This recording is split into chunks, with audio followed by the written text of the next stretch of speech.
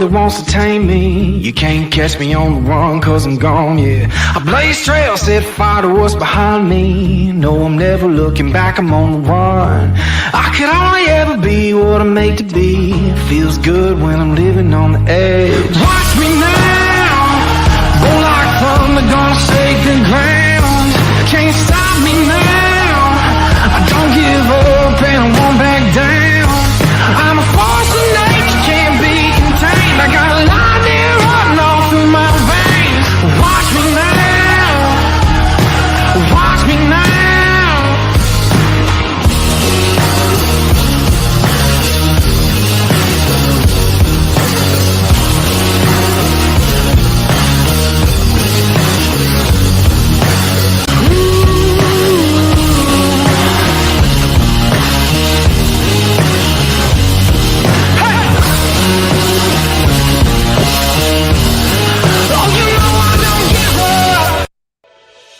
Hi, I'm Wyatt Milam. I'm from Canova, West Virginia. When I'm back home, you'll find me at my local Par-Mar store. We have that gold and blue pride at your local Par-Mar store. We are coming to your neighborhood soon. West Virginia, Kentucky, Ohio, Pennsylvania, and Maryland, we have you covered. Download the Par-Mar app and sign up for the Par-Mar Rewards Card. Food, gas, groceries, and more, we are gold and blue proud, and we are Par-Mar stores. If there's not a Par-Mar store near you now, there will be soon.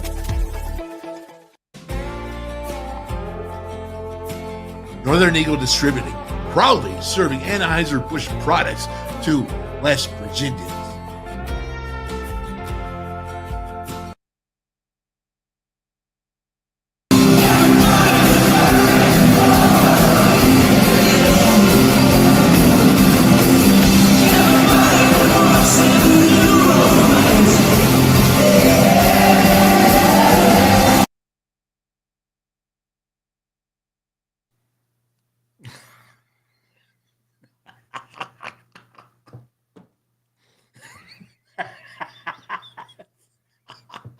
Oh, I was trying not to laugh. I'm sorry.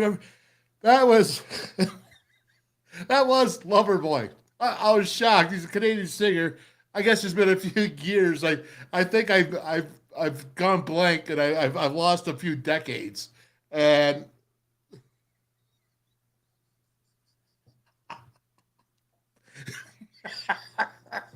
all right. Okay. Hello and welcome to the Wolfman's Call. Sorry, I should have done that. I should have. All right. I have to know my limitations. But that was Mike Reno. Think about that. A man called Reno, huh? I don't know. Go figure that one out. But that's Lisa Lover. Everybody's working for the weekend, baby. Well, you're coming off the weekend. Hopefully it was a great weekend for you. And you're ready to go on this Monday, ready to kick it off. Par-Mar stores, man. We got Northern Eagle Distributing. I'm going to bring on the panel right now just to save face right here. Let's go. Darryl Prue, WVU Hall of Fame Hoops. What's up, TP? How are you, man? I'm good, man. You all right? All right. Frank Fear, author, historian, Band of Brothers. Frank, how you doing, man? I'm doing great. We got some off-camera stuff going on there. So.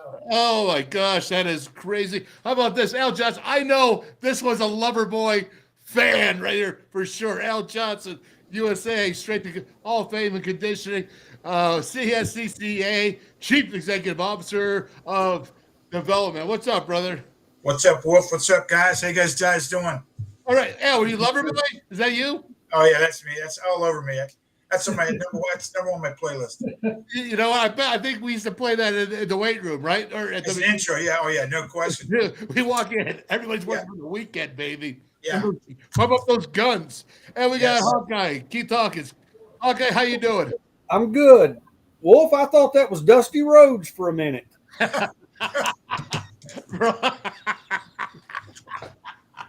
Oh, my gosh, that is beautiful. This is going to be a big Monday. There's no doubt about it. Let's get into a couple of things. We've got some big announcements. I want you guys to be a part of this. So I'm going to go ahead and bring this up.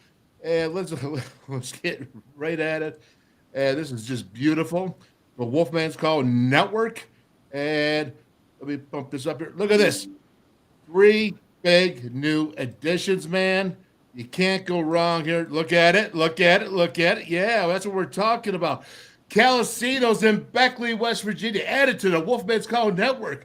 How about Danny's in Princeton? Calacino's, you got Jeff Weeks, you got Danny's, you got to say hello to Paige. Big shout out, Paige, down there in Princeton, West Virginia. And we have the Pitch Sports Bar and Grill in Dunbar. And we'll be coming up with another one here shortly. I didn't want to put it out until I know for sure, but that puts us at 16 off the bat for the WolfMan's Call Network, and we got big news coming with that. We're going to do some really cool things. I'll announce that probably tomorrow if I can get it done. And let's go ahead and let's just ring it in with everything else right here. This is so cool right there. Yep, there we go.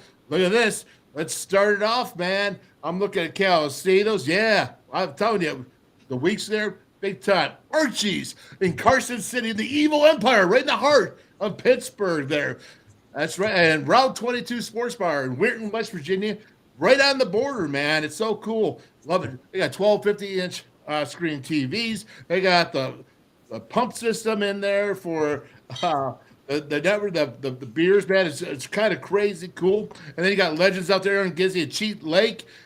Hit those golf links, man, at Legends Sports Bar and Grill. And then we got Keglers. Hey, is that royalty, DP? Is that royalty? Oh, yeah. It's big time, man. Keglers royalty, right? I mean, that's it, man. WVU Sports. I don't even have to ask Keith Hawkins because he's always had the Wolfman burger. Yeah. And then, of course, we got to hit Steve Reeser. He's really cool. He's with the Mason Jar Saloon and Hot Spot in Morgantown and the Mason Jar Barbecue and more in Fairmont. Button your britches, man. That is some really good stuff. You got Mel right there on Oakland Street, man. She must be going crazy. All those new freshmen are coming in right now, right across the street there. Awesome. Mel at the Tap House. What is up? Yeah, we got Jimbo's. We got two of them. Elkins. Buckhannon. We were there last Monday going live, man. That was really cool. And the wings, man, I still tasting those wings as they were awesome. Awesome wings. Awesome Philly sandwich. Philly steak sandwich. Unbelievable. And you got the Pallet, Teays Valley. Again, big news coming up with that and all the WolfMan's Call Network, all the fine establishments that we have. And there's the Pitch in Dunbar. Yeah, so excited. So cool. We're taking over South West Virginia now. We got the North going. We need a couple more places. We need Parkersburg. We need Wheeling up there. Hopefully we get one of them. And how about that Brickside Bar and Grill? Buddy Rob Davis down there. Eat local. I mean, this is just growing and growing, fellas. It's like Loverboy. We're working for the weekend, so we right here, baby. I don't know about you, but I think that's pretty awesome. It's real awesome. We need to get some down this way, down in Charlestown. Well, I'll tell you what, we got to hit that. We got to hit Martinsburg, right? Yeah, Martinsburg. Yep, we got to hit that. Oh, are you guys fired up? Are you ready? We got Freight Fear here. We got the Freight Fear Hour. We got a lot of stuff going on. A lot of stuff over the weekend. We're going to talk here. Nicco, Garrett, Greene, talk about maybe what's the best fit. A lot of people have a lot to say, and we're just going to handle it head on, man. Head on, because that's what we do at the WolfMan's Call. Man, I tell you, I just fired up. I was excited. How about this? Hey, Timothy Greene. Yo, what's up, man? It's going to be another great show. 100. You better believe it, because look at there's Darryl Prue. You can't get any better looking than that. I'm going to move it up. All right, there we go. All right. Hey, how about this? Kelly McCourt. Kelly, listen, I was supposed to come and see you this weekend in the hospital. I am on my way, brother, after this. You're Ruby Hospital, man. You keep hanging in there strong. I think about you. Man, if you guys would have known my weekend, the flat tires, you don't want to know. All right, don't want to know. But awesome. So Kelly McCourt, very good. All right, so Frank, this is the Frank Fear Hour, as we like to call it. Not really an hour, but we're going to give you a little bit of time here. Oh, I forgot one thing. I did forget one thing. Check this out. And we're going to bring this up. This is, I put this out over the weekend. I just really thought this was cool. And I really wanted to get this up because it's not every day. So I do want to give a shout out. If you can listen to my brother Derry, Craig Wolfley, or brother Ronnie, Pony Boy there, if you can listen to them, please do so because they're the best in the business.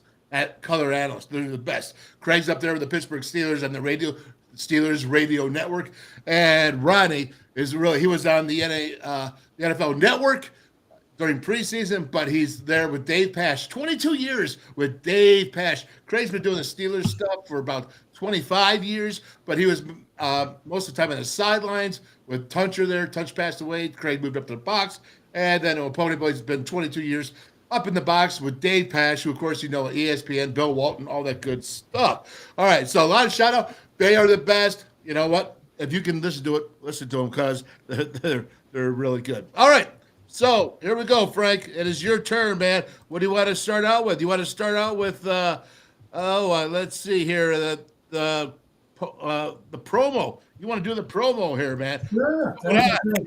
Here we go, brother. I got it. I got it all covered, man. I'm still trying to recover from Loverboy. I'm sorry. Well, Greg Christ is no stranger to people who are into sports all over West Virginia, and we owe him a debt of gratitude. Like you, Wolf, you've been really supportive of the Band of Brothers and the book, and so we figure turnaround is fair play. So this Wednesday, you can watch a live broadcast on the Sports Channel through Facebook, and we're not going to roast Greg Christ. We're going to toast Greg Christ. And for those of you who watch the New River Network in Southern West Virginia, he does Courtside with Greg Christ. We've been on the show a number of times. You have too, Wolf. And so great guy. And it's a way of saying thanks. So appreciate the support. Did you get on the show? Yeah, I was on the show about a year ago. Yeah, oh yeah. Yeah. Well, just so you all know, I was the first guy on twice. That's right. I was the first one, but number 2, baby. Uno, dos. Go ahead, Frank. That's great. So thank you very much. Yeah. We have a Band of Brothers here as well. Yeah, we're going to have Charlie Fisher, who's been on the program with you, and Mickey, of course, Plumley has been on the program with you, and they're going to co-host with me, and it's going to be an hour or so of a lot of fun. Did I ever tell you the time I had Mickey? He wanted to talk. It was fun, and we had all the coaches in with Coach Bowden, and Mickey wanted to talk, and he had one too many drinks. And just that one, I shouldn't let him have that ass one. I had to go get him in the cane and pull him out. But, all right, let's go. He wanted to talk. He would be talking. He'd still be talking right now. Mickey, I love you, Mick. All right, let's go. And we'll keep going with this rock and roll. What else we got here? We're going to start off with this here. Oh, the chart. Let's do the chart. Okay. I'll tell you what. You get that up there, and it's something that Keith and I have been talking about, Hawkeye, Wolf and I have been talking about, and now it's getting a hell of a lot of play around the country. I don't know if great minds think alike or it just takes time to sort of dig in. But one of the things, I guess the hypothesis, you used that word a couple of weeks ago, Wolf, is that it's maybe not the big four. Bob Herzl had a great article about a week or so ago. Maybe we're morphing to the big two. Oh boy, the data. And Wolf uncovered another source this weekend with respect to recruiting, and the data are shocking in terms of the recruits being pulled in by the Big Ten and the SEC, and the gap between those two conferences in the ACC and Big 12. And I want to throw something at you, Wolf. We didn't talk about this offline, but someone asked me the other day, well, wait a minute now, all this star crap, 5 stars for, how important is it? And so I said, hey, scholars study this stuff, believe it or not. And I found a great study that's being actually circulated among athletic directors that almost 40% of success of major college football teams is accounted for by recruiting and recruiting only. And that study was not done just by wins and wins percentages. It was done it included strength of schedule, so that big wins count more than smaller ones. 40%. And so what I've got in this chart is you've got a repeat from last week, the money being spent by public universities, top 25, and then recruiting for 2024. And if you look at this chart, you start with the SEC, you can see just about every team except UK, Kentucky, that are in the top 25 nationally on athletic revenues shows up in the top 25 recruiting classes as measured by rivals. Big Ten, you see a diversion here. There are 4 schools at least in the top 25 funding that aren't in the top 25 recruiting, including one of my schools, Michigan State, that's in the, I think, the low 40s, high 40s actually. Illinois, Indiana, Iowa, and Michigan State. But so you've got 7 of the top 25 recruiting classes in the Big Ten, but you got more than that, 3 more than that are in the top 25 in terms of funding. ACC, hey, why are Clemson and Florida State upset? Because they are the power brokers of that conference. It shows up both in terms of athletic revenues and also in terms of recruiting. FSU's in the top 10. Clemson is awfully close. And then you got it bolstered by the privates. We don't have any data on spending for the privates. They're not required to report. But you can see there that Notre Dame and Miami are right up there. And then the drum roll is you look again at the Big 12. None of the Big 12 schools in the future configuration is in the top 25 in terms of athletic budget, and only one, UCF. I told you about a month ago, watch that school. People tend to say, well, Central Florida, come on. It's Florida State. Get this, and you and I were talking about this over the weekend, Wolf. They have 8 4-stars coming in next fall. They're coming in, the class of 24 at UCF, and nobody in the Big 12 is close. That's why they're in the top 25. But look at the recruiting rankings for the rest of the Big 12. I was shocked at Colorado. They're projected to be, by ESPN Power, ranked last this year in terms of performance. It's a prediction of all of the power schools, major schools actually, and they're 64th in recruiting. You got University of Houston, which I'll tell you, it's a big question mark at 90. And so the bottom line here is that we're beginning to see evidence of the possibility of 2+2, the Big 2, and then the other 2 power conferences remaining with essentially the Pac-12 gobbled up with some leftovers not yet affiliated. I'll stop there. All right, very good. Well, here we go. So, I mean, you look at K-State 91, though. I mean, they didn't do so bad. They won the Big 12 last year. I mean, there's anomalies there, but I understand what you're coming from. But what you're showing is that SEC and the Big Ten is far ahead in every single way, case and shape. But let me just say this. 40% of recruiting is basically what you're saying, Frank, with that is with the making up of recruiting and winning and all that. It's the Jimmies and the Joes. If you have them, you're going to win. Okay, no matter how many great coaches you have, if you got the Jimmies and the Joes, and we talk about the star system. So, Al, let's go talk about the star system because, you know, it's not the star system. Somebody said, I actually put Nicco up there saying, listen, this is who's offered Nicco and why I think he's special. It's not about the star system. It's not about being a 4-star. It's about the talent that backs it up because people like Jim Harbaugh make up millions and millions of dollars. It's their lifeline. It's their lifeblood as coaches. When 40-plus Power 5 schools offer you, it's not because of the stars. It's because the talent they see that actually back up the stars, and that's what they see. They're going ahead and putting their knowledge, their money, all behind those offers. And to me, it's not about the stars. It's about the offers because those are the ones that I trust to judge the talent. Go ahead, Al. Well, there's no question. Well, I mean, that's the thing that you think about the foundation of WVU. Let's say, talking about football. I mean, you know, the thing that, you know, Don Nehlen did for 21 years is being able to find diamonds in the rough. I mean, you look at the early years. I mean, look at the number of players that played from 80 through like 88. I mean, there's kids on that team that weren't recruited by Pitt. The kids that were from Pennsylvania that weren't recruited by Pitt or Penn State. And the thing was, you know, that I think as a coach, I think that it's you got to be careful not to get caught up in the star system. Here's a 3-star, here's a 5-star, etc., or the affiliation of, hey, they're recruiting. I mean, you take a prime example, Anthony Becht, who ended up being an All-American at West Virginia, went on to play, 10, 12 years in the NFL. I mean, came in as a 214, 215-pound tight end, went on and left at West Virginia at 265 pounds and was a second-round draft pick.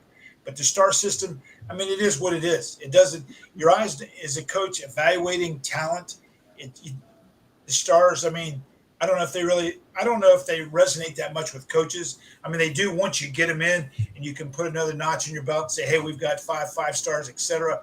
But when you're looking at the film doesn't lie. And it's all about projection. What's their potential? What's their projection?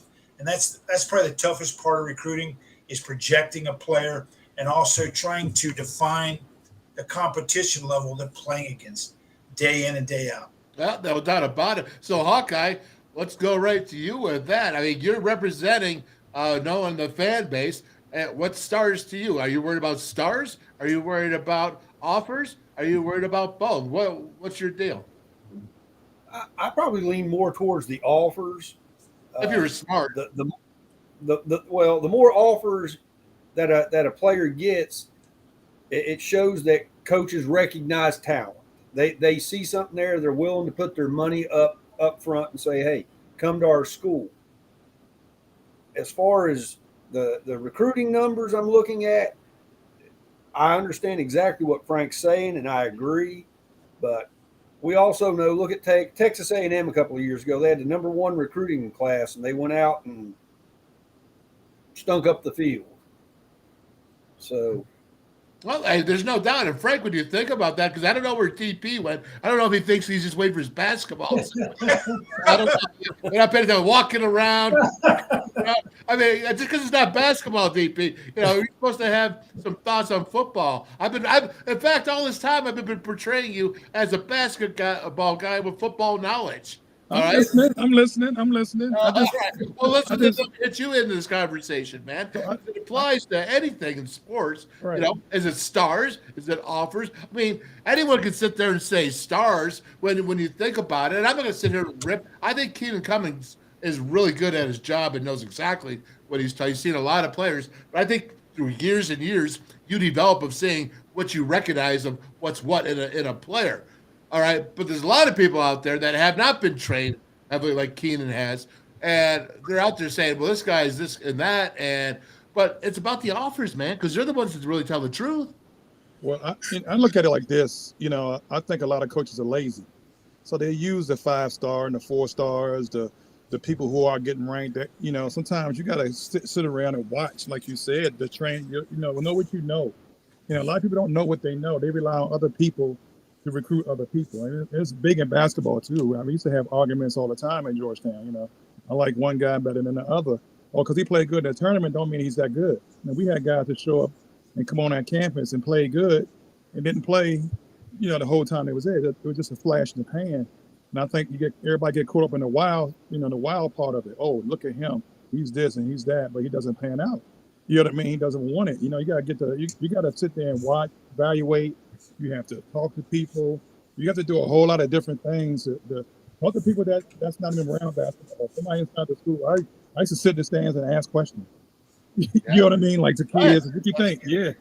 What you think? They'll tell you the most, won't they? Yeah, they'll give you a whole lot of information, not even knowing who you are. You know what I mean? It's not wearing I went in and not wearing, the school I was with, just to figure out, what kind of kid it is, because you don't want somebody who's treating kids bad. They treat kids bad in high school. It's only gonna get worse in college. No, there's no doubt. Hey, Wolf. What's that? Wolf, think about how many #1 picks in the NFL wash out. Well, that's different. But think about this. Look at the portal. Look at the basketball team. They got guys. Oh, he was second in the portal. He was 5th in the portal. He's this. He's that. And last year we got all these kids out of the portal. Like, okay, the pro game is way different. And I'll tell you this, way different in both sports when it comes to basketball and football, because of the speed, the athleticism, the mind. A lot of those guys are smart. Right. I'm just saying how somebody evaluates a player. Yeah. and they say, we're going to make this guy our number one pick, and he washes out, it's still a gamble. Yeah, no, it's a gamble, but like sometimes you don't know if that guy loves the game. A lot of those guys, they love the money. They want to get the fruits of the true, game. and that's very true. That's the hard part to learn, because if you're around them enough, you'll figure it out. But if you like you just said, Keith, going on the wild stuff, oh, he's this, he's that, he's this, and you don't see his work ethic, it'll fool you. Now, you got to remember, guys, here we're not talking about an individual player.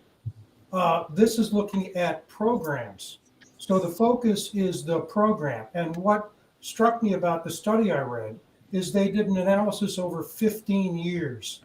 15 years of recruiting data and 15 years of outcome data using the Sagarin ratings, because what Jeff does is he uses strength of schedule. So I agree with you on individuals. I mean, I was at Michigan State, as you know, for a number of years. And I'll tell you, if there's a guy that coached people up, it was Mark D'Antonio.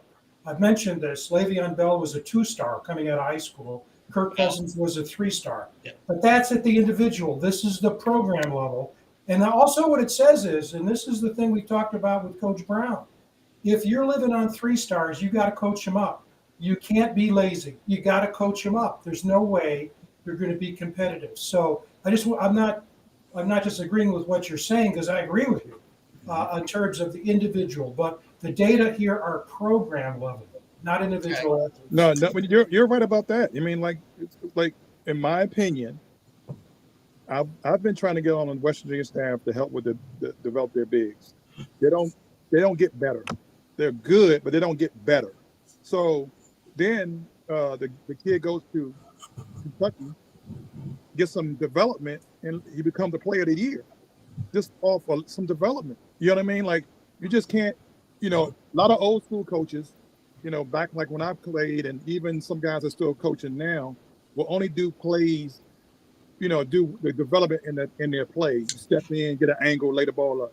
They don't teach individual moves. When I was at Georgetown, I was allowed to teach individual moves. You might use it once a game. You might use it twice a game, but you may use it. But it cannot be new to you when you use it. You know what I mean? Yep. Let's go here. Okay, so let me throw this at you, and then we're going to move on to the next subject. But last thing is, you're talking. We keep mentioning Colorado, and I keep thinking to myself, I haven't said this out loud, but Deion's doing the great experiment. Deion is the great experiment. There are 2 great experiments going on right now in college sports. One is Deion Sanders. Is he really caring about recruiting high school guys when he recruits transfer portal guys? I mean, he just did his whole team not by recruiting high school, but by recruiting transfer. So I don't know how much he's putting in stock there. I don't know. We'll have to see how that turns out. The other great experiment is taking a guy like Josh Heiler and making him a head coach. No, seriously, this is a great experiment, D. I'm telling you, it's like you're going to put him in the best basketball conference at 2.5 years of coaching with 4 guys or 3 guys that don't even make up 10 years. Okay? They only make up 5. Okay, this is a great experiment. I don't care, because again, if this is all really going 2 conferences, okay? Again, hear me out, all of you, and Hawkeye, I got to throw this at you. All right, 2 conferences. This is where this is supposed to be going. All right, they're going to take the best from the other conferences to create and go bigger with the 2 conferences. They might have 16, 18 teams each conference, maybe 20 teams each conference. If West Virginia wants to be able to hang, don't know if it's possible with the size school that we are, okay, and they have to win. So again, you say, well, it's 1 year only. It's interim with Josh. Well, I don't know how many years you got left before we know what the end is in the big leagues, the big 2. How many years do we know? I mean, is that reasonable, Al? Is that a reasonable question?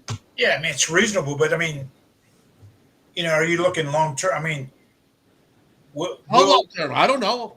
Will they get long term? I mean, you're looking, okay, let's say you have a successful year this year, and then next year it tanks.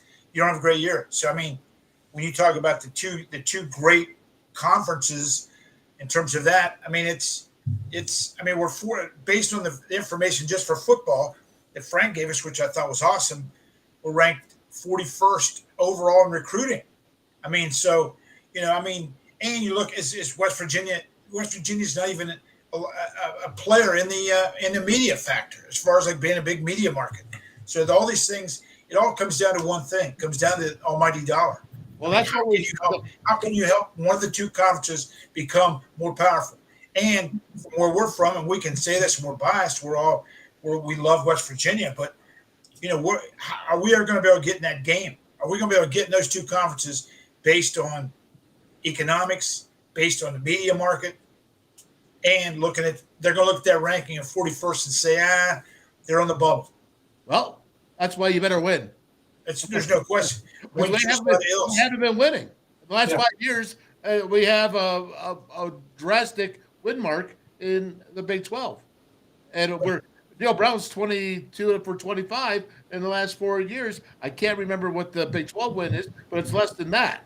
Okay, so it's like 16, 17 wins in the Big 12 to what he had. Okay, so let's go ahead. I just wanted to finish it off with that. Colorado with Dion. Great stuff, Frank. But we also want to talk about that 88 team because you want to talk about that Penn State and that last. So, Frank, let's go ahead. Let's start the next conversation.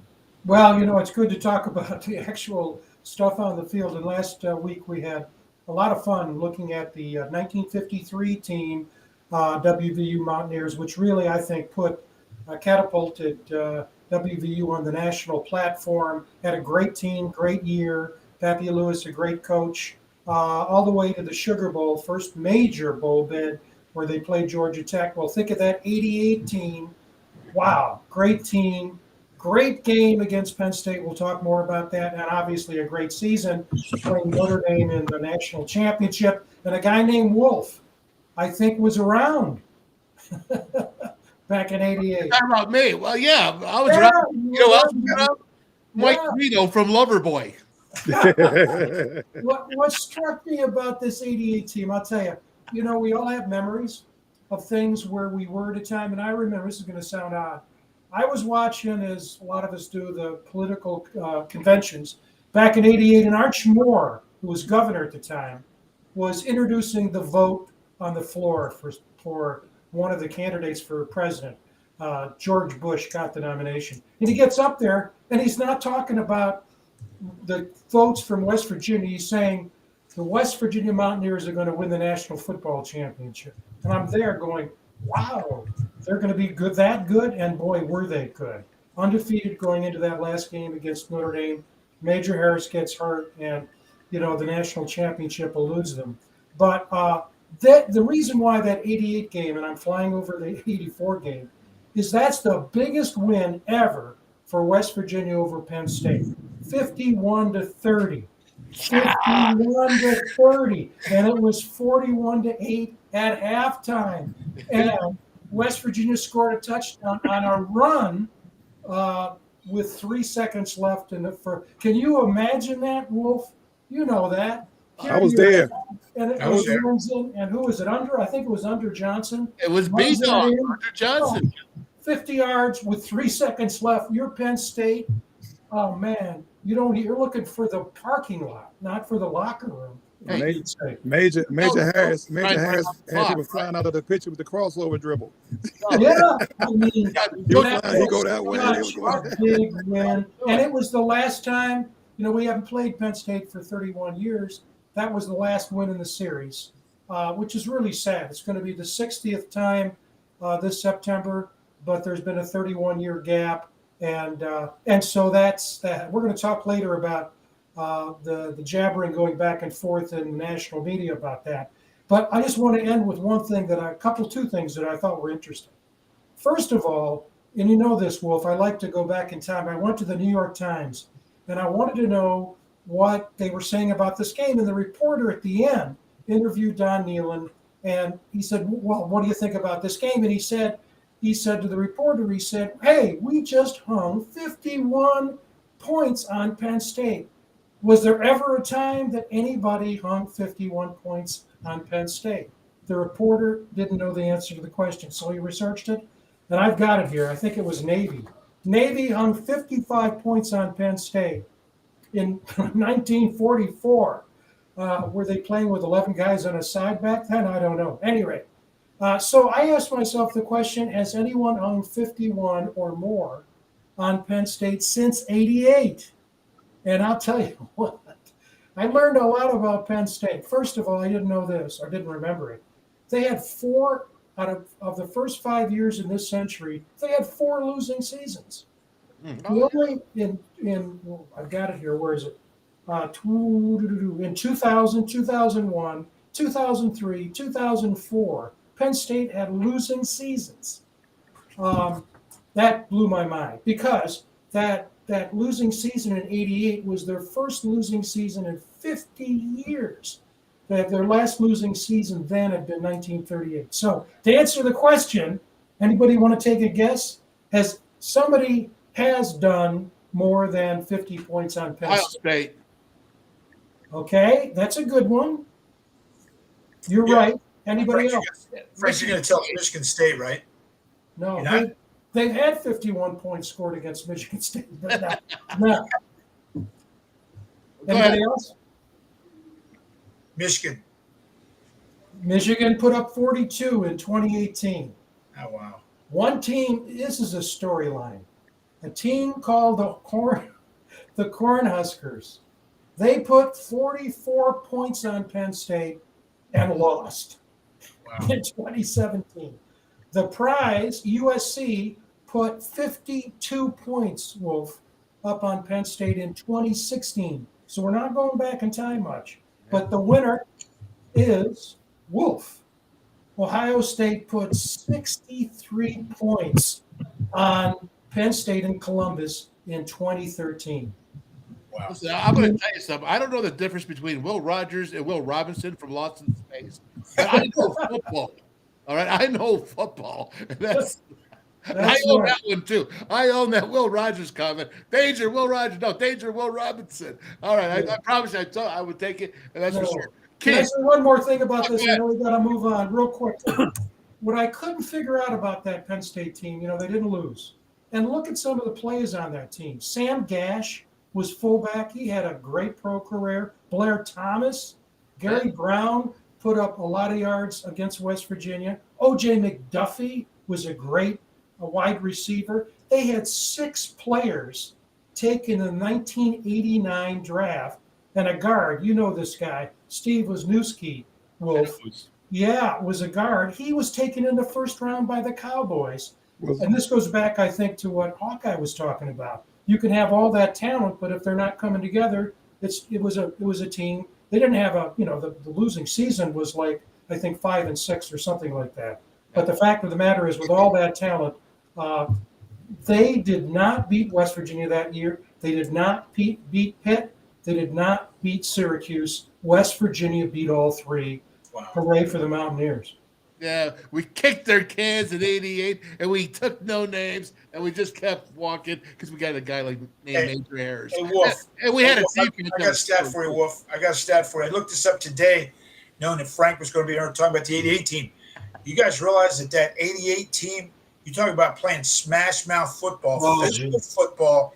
We averaged 54 runs a game, 278 yards on the ground. Is that good? That's good. That's the average.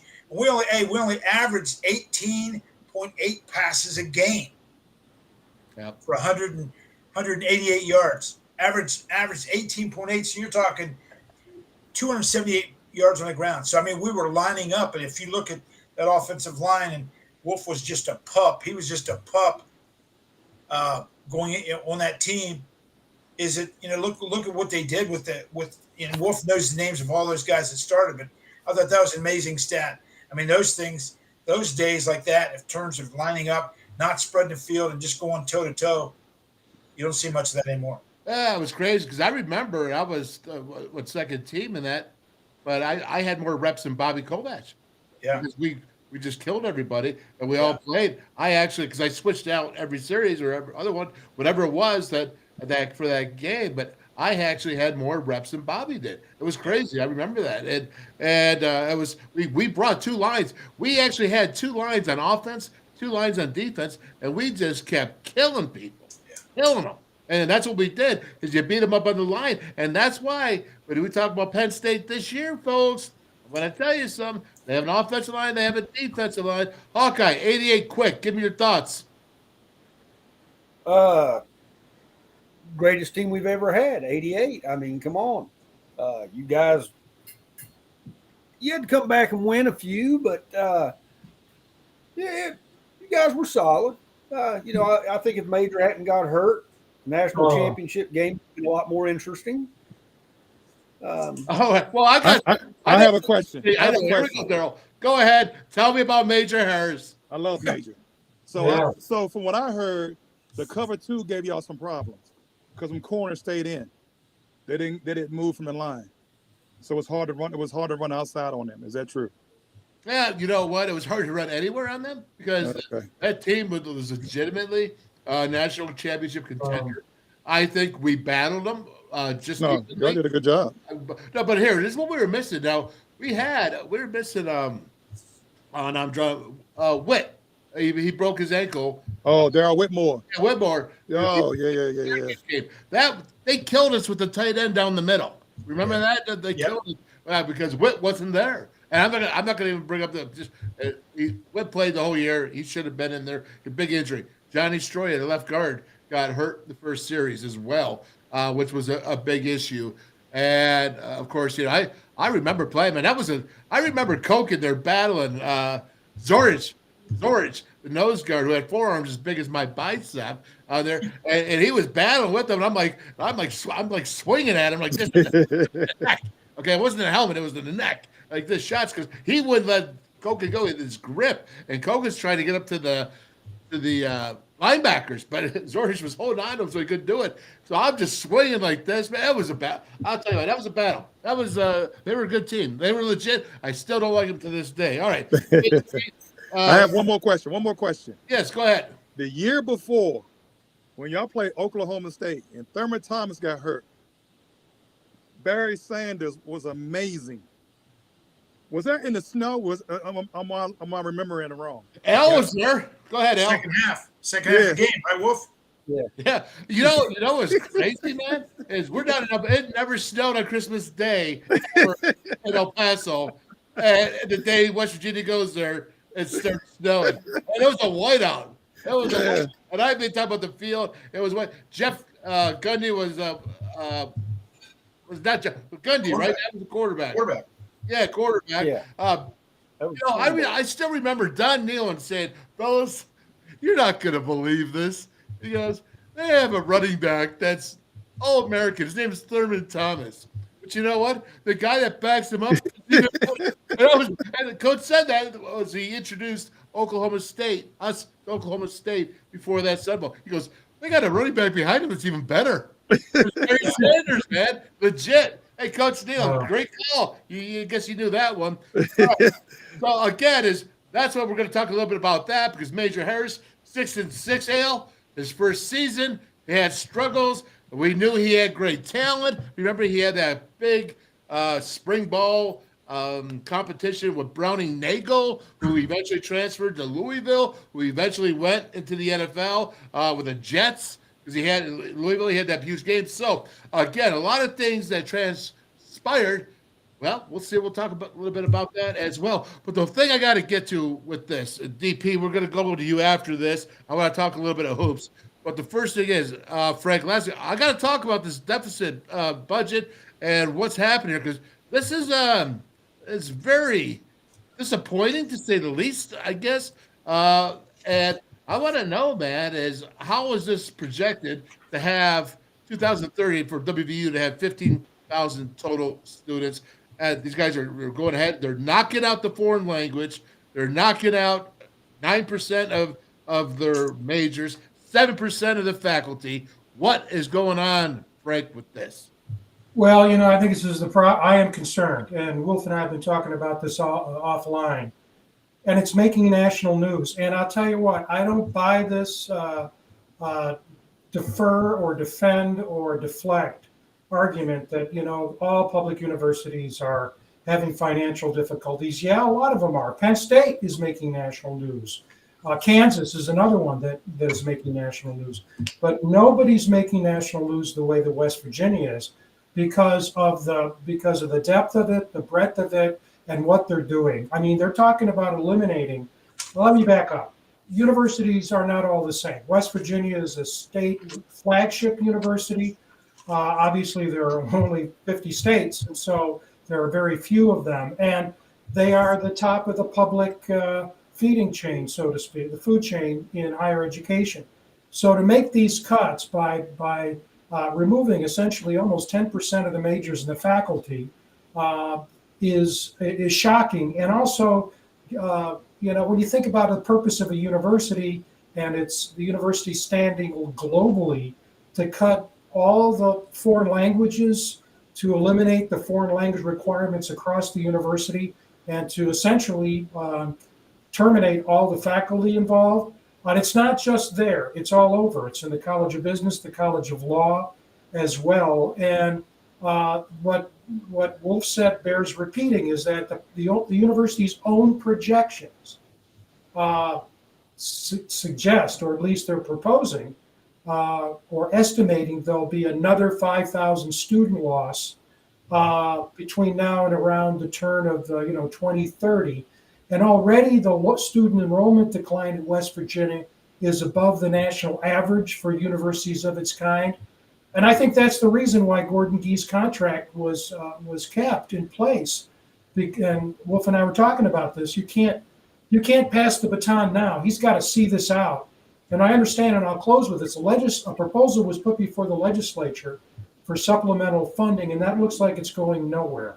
And so by the end of the calendar year, I think these cuts are going to be in place. And as an alum, I'm very, very concerned about this, even though this is a sports show. DP, go ahead. You're a alum.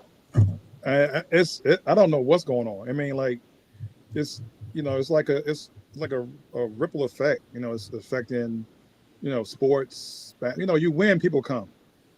You know what I mean? Like, people come to winners. You know what I mean? Like, they say sports don't have nothing to do with it, but the more you win, it seems true. Like the popular the school becomes. You know what I mean? Listen, hey, 1988. Remember, we had a great basketball season. You were there. Okay, yeah. You had a great basketball season. We went undefeated in the regular season in football. We had the best combination of both sports that year, and we had our biggest increase in student applications in 1989.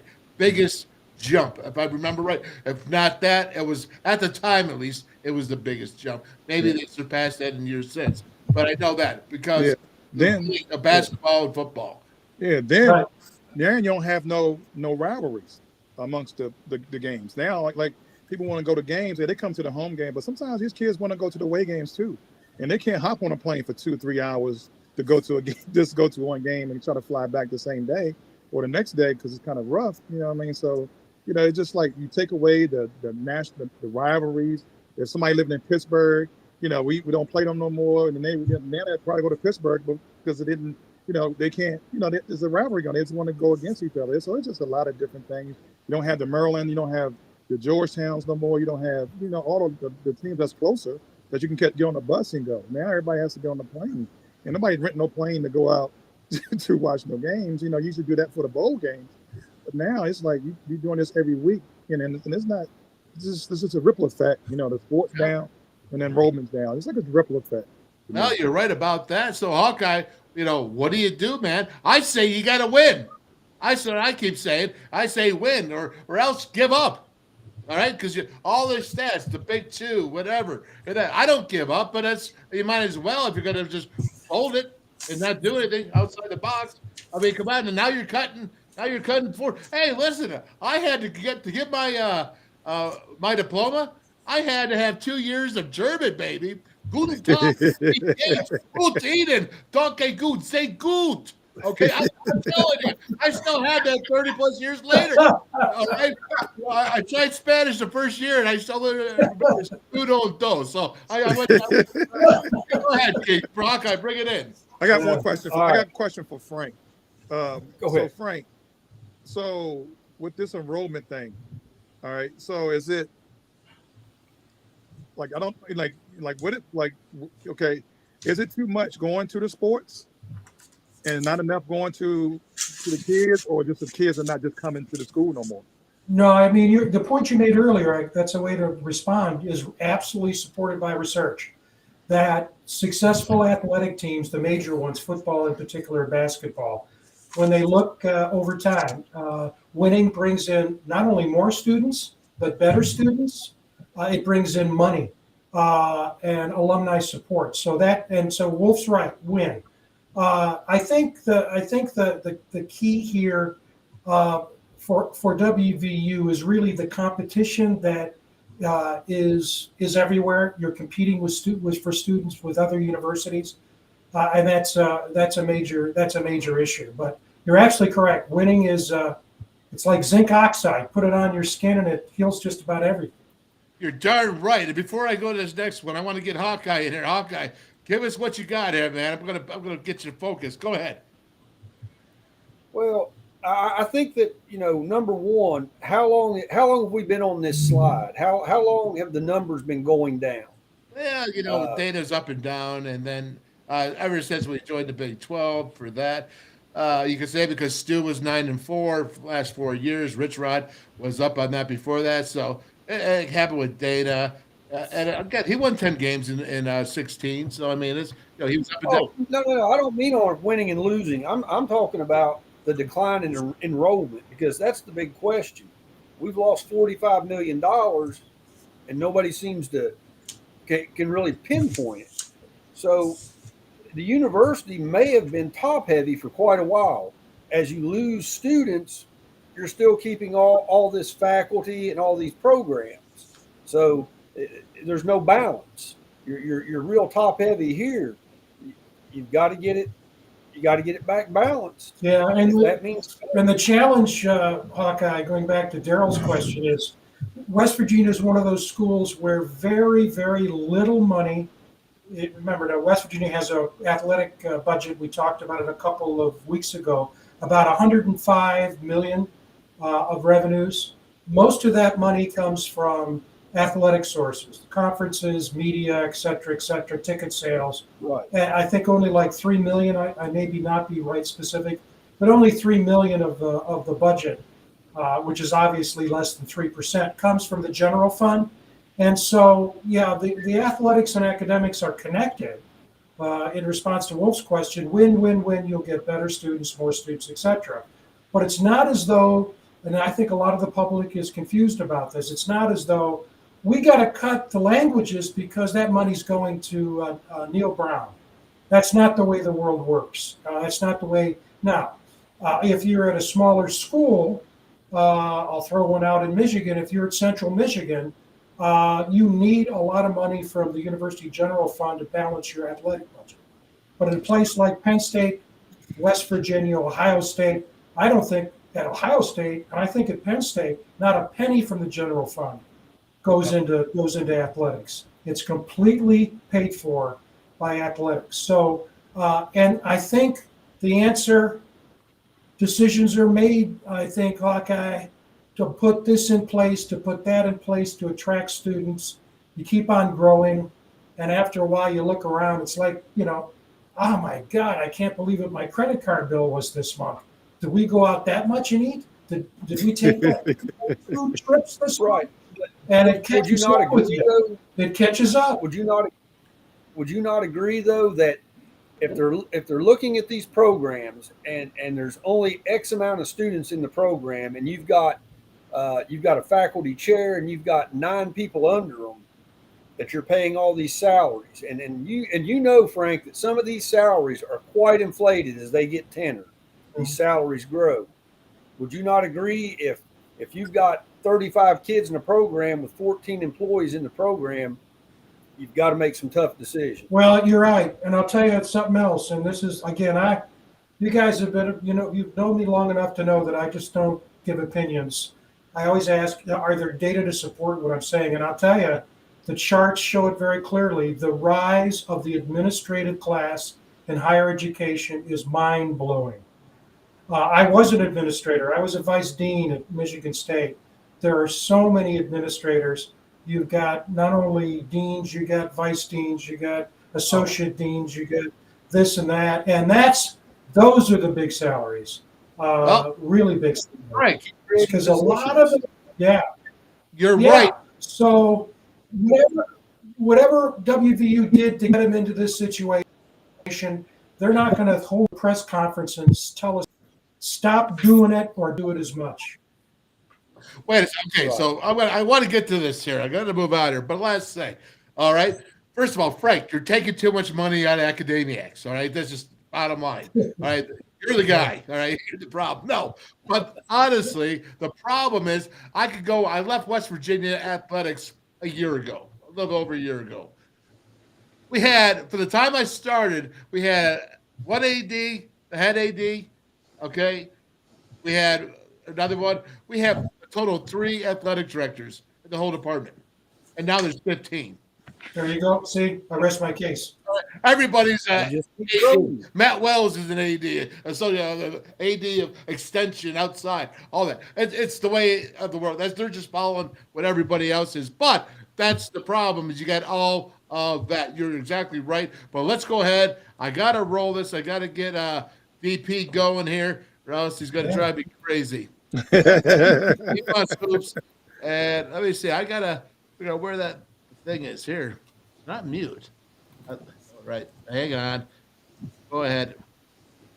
I'm trying to do that. There we go. My name is Darryl Prue. Played at West Virginia University back in the late 80s. I come from Washington, D.C. I was entered in the Hall of Fame here at West Virginia in 2019. Started coaching after my playing career overseas. I started playing in 2001. And I started coaching at Georgetown University in 2004. And I had a chance to develop some guys there. Some names you might be familiar with is Roy Hibbert, Jeff Greene, Greg Monroe. A few years ago, I did another camp with J.R. Toothman. It was a great success. Then COVID hit, so everything shut down because of that. I told him I would be in town this past weekend with the ABL alumni game. So I was asked to coach, and I was all in.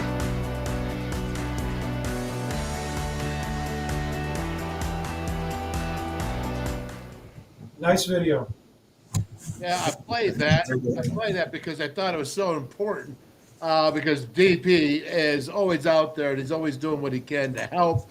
And I wanted to make sure. And Toothman's a good brother. We're talking about him. But hey, before I get into the WVU hoops, all right, DP, say his name for me. A cook. A cook. You say his name for us. No, I'm going to say, I'll say a kook, like a cook. And I don't know. Go ahead. All right, tell us this now. We got him here. All right. So the second grade experiment is WVU basketball. See, if you could win the best league in the country and have 10 years of total coaching experience on your staff. All right. Yeah. Good. Go ahead. Tell me what they got here with this guy. So he's I don't know. He's like, you see it, 3 points, 6 points a game. You know, that's not much. He's gonna be a role player.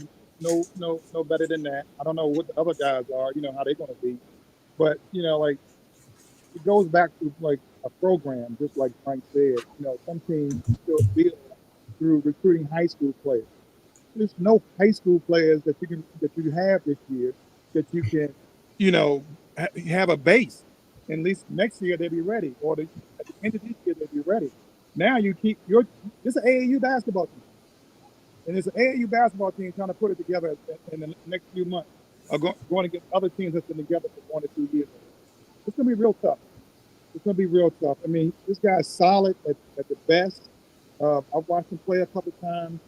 You know, he's real thin. He can block some shots. He want to shoot a lot of threes. He's shooting like 20-something% from the 3-point line. You know, he's not a consistent 3-point shooter. Yeah, what do you do with this guy when he's real thin like that and you're up? Because you know what? Because they got a strong strength program at WVU basketball. What do you do with a guy like this? This guy's got he's got to put a cot or put a sleeping bag in the strength coach's office first and foremost. I can't believe you just said a cot. All right. Okay. I'm gonna say this. Before Al speaks on it, I'm gonna say this, and it's gonna be a little racial. Many Africans don't gain weight. They don't get real big. This guy, you see his body, Al, and you could be like, woo. Yeah. You know what I mean? Like that's gonna be hard for him to like his legs are big as my pinky. Yeah. You know what I mean? Like, and it's like that's gonna be tough. You know what I mean? You know. Well, hey, Darryl, you bring up a great point because let's go back. Let's turn the clock back to the Washington Wizards, Washington Bullets. Manute. Manute New Bowl. was he 7'6", 7'7"? Yep. He looked like a scarecrow. Looked like a 7'7" scarecrow. I mean, he could play the game on the defensive end of the court.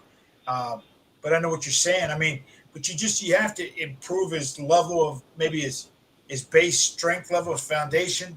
And if any weight you can put on him is going to be an asset. But the thing is, like you say, he's going to be a role player. But size does not always determine success, as you well know. And if the guy's got a skill set that can contribute and help the team, you know what? Whether he's 180 or he's 210, hey, so be it. He can contribute and be successful to help the team. But he can still get stronger. The one thing he can do to get stronger, which will improve his confidence in the paint. All right. Well, I'll tell you what, I want to say something racial too, because you said it, is that German Americans can gain a lot of weight. Okay, I'm going to tell you that right now. So, It's real easy for us to gain weight. So Al, I was friends with Manute Bowl. So Were you Manute really? Bowl, so in the summertime, when I used to go home and play in the summer leagues and score those points, Manute Bowl was on my team. So what they did with Manute, they made him drink beer a lot. They told him to go drink, and he would drink. He would get DUIs before our games, come to the games after getting out of jail, talking, a lot of trash. So that was their way of how to get him to gain weight, was drinking a lot of beer. Well, hey, Jerry, you know what else? Hey, when we used to go visit and play Maryland, one Friday before we played Maryland at Maryland, I go in the weight room, the Maryland weight room, and the strength coach is in there. He's in there, Frank Costello, and he says, hey, I got a guy here I want you to meet. He says he's going to be in about 15 minutes. So in walks Manute Bowl, he's 7'6", 7'7", and he goes, look at his right pocket of his Adidas sweatpants. I go, what are you talking about, Frank? He goes, look, after the workout, he's going to pull a wad of $100 bills with a rubber band around. That was his wallet. He said out of his pocket, and so he says before he finishes the workout, I'm ordering him 2 large pepperoni pizzas. Take back to the apartment to eat. And so he goes, I got one better for you. Check out the car he gets in when he leaves the gym. The Bronco with no front seat. No front seat. He was in the back seat of a Honda Civic, driving the car from the back seat with the front seat taken out. So that was my experience with Manute Bowl. And he had a 25-pound plate, Wolf, on each side of the bar. He had 95 pounds in the bar, and he struggled to do it 8 to 10 times in the bench press. Yeah, but try to dunk on him. What's that? Try to dunk on him. You couldn't do it. No question. In the summer league, he would average 17 points, 17 rebounds, and 17 block shots a game. I don't doubt it. All right. Very good. Hey, that's good stuff, man. Let's keep it rolling. All right, you see this here. What you going to do? Pat McAfee. What you going to do, Penn State, when GG rolls over you and the mighty Mountaineers, man? Hey, that is locker room material. I mean, I don't know. You can say that Pat's just having a good time. You can see Kirk Herbstreit laughing about it. But again, it really kind of goes back to the fact that WVU just not getting much respect. And if McAfee is an entertainer, he's funny, one of the funniest dudes I know. But I'm not laughing about this because, that's the state of our program. Of all the stuff that we just talked about today, I don't think there's a whole bunch of laughing going on here. Frank, go ahead, buddy. You and I've talked about this, and the back and forth between Pat and Kirk, fine, doing all this, but I'll tell you, you got a 4-star on the bench. Yeah. Stop there. He's getting all warmed up already. Frank's starting to get the juices flowing. Here we go. All right, let's go. Hawkeye, you sent me all this. Neil Brown, man, this is Athlon Sports College Football. Brown sits on the hottest seat in college football going into 2023. This is Athlon Sports opinion again, all right? The Mountaineers have recorded losing records in 3 and 4 years with Brown at the helm. Overall marks is a 22-25 at Morgantown. After a 6-4 record in abbreviated 2020 season, which I will say is that was Jared Deggy, just so they know they did go to a bowl game. West Virginia has posted back-to-back losing marks, a first for the program since 78 and 79.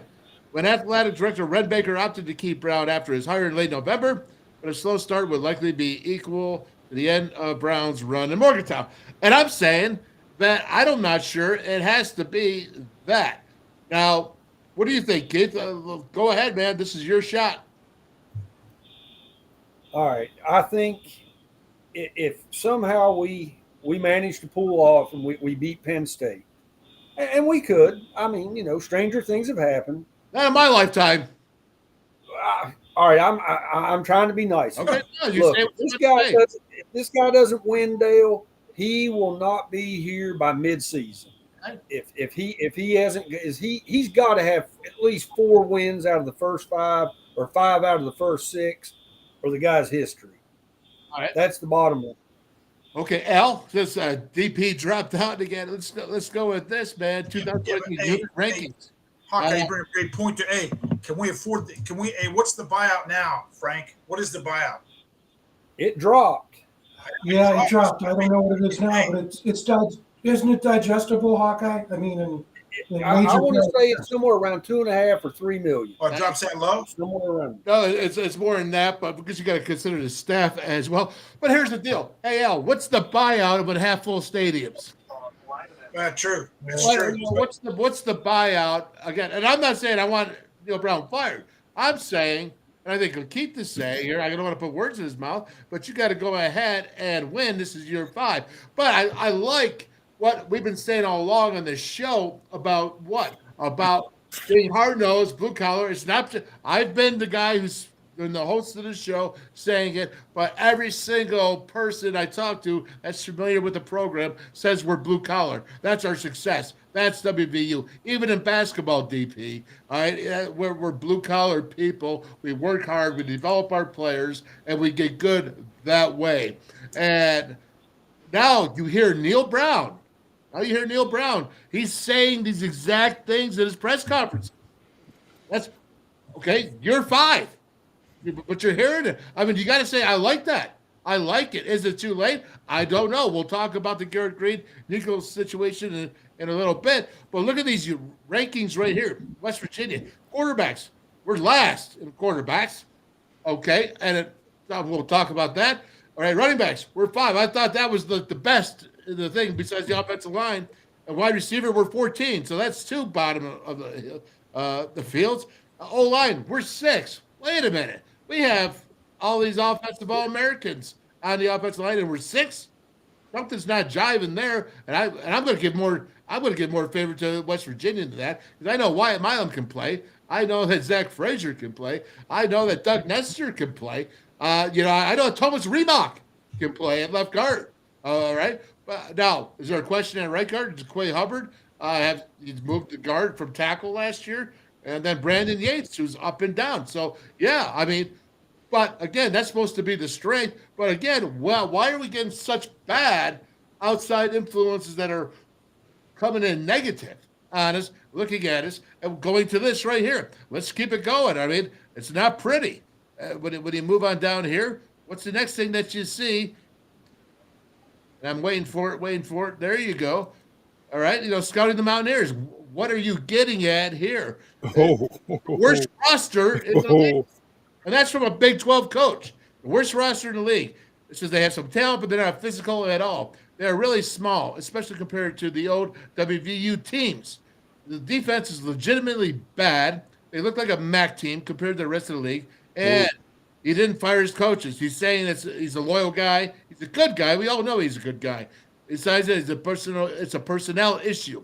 They lost quarterback JT Daniels and offensive coordinator Graham Harrell. Thank goodness. All right, so that's an upgrade for me, in my opinion. I think you can say that experiment didn't work out like they thought it would. True. This is never an easy job, but it's become harder. Well, okay, I think there's factors for that. They don't really have an identity anymore. Well, that's what we talked about that culture, right, Al? We talked about that, right, Darryl? We talked about building that culture, and you got to start with what? The head dude, right? Well, now I'm hearing in year 5 in the press conference, we're playing physical. We're going over the tackling drills. We're doing this. He's saying the right things right now, right? And I'm going to say this, all right? I don't think they'll be last. I really don't think they'll finish last. I really, really don't. All right, but I'm going to say this: if you're taking a team and you're building a culture and people are making fun of you, all right? I don't care what you say about Pat McAfee. He's making fun right now, all right? He's taking it lightly of his alma mater. But he's a punter. All right, he's a funny guy, whatever, all right? You know what I mean? But he's going ahead. He's doing that. and they're all having fun at WVU's expense. Kirk Herbstreit. You look at Pat McAfee, Kirk Herbstreit, two of the biggest names on game day college football is making fun of WVU. You understand what I'm saying? The two biggest names on Saturdays on game day, college game day, people are watching, they're making fun of WVU.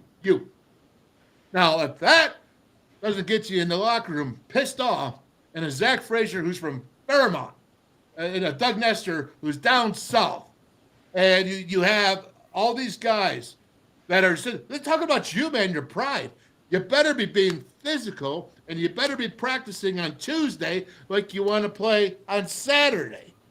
Because, Al, you don't practice or play on Saturday if you don't practice hard on Tuesday. Am I right?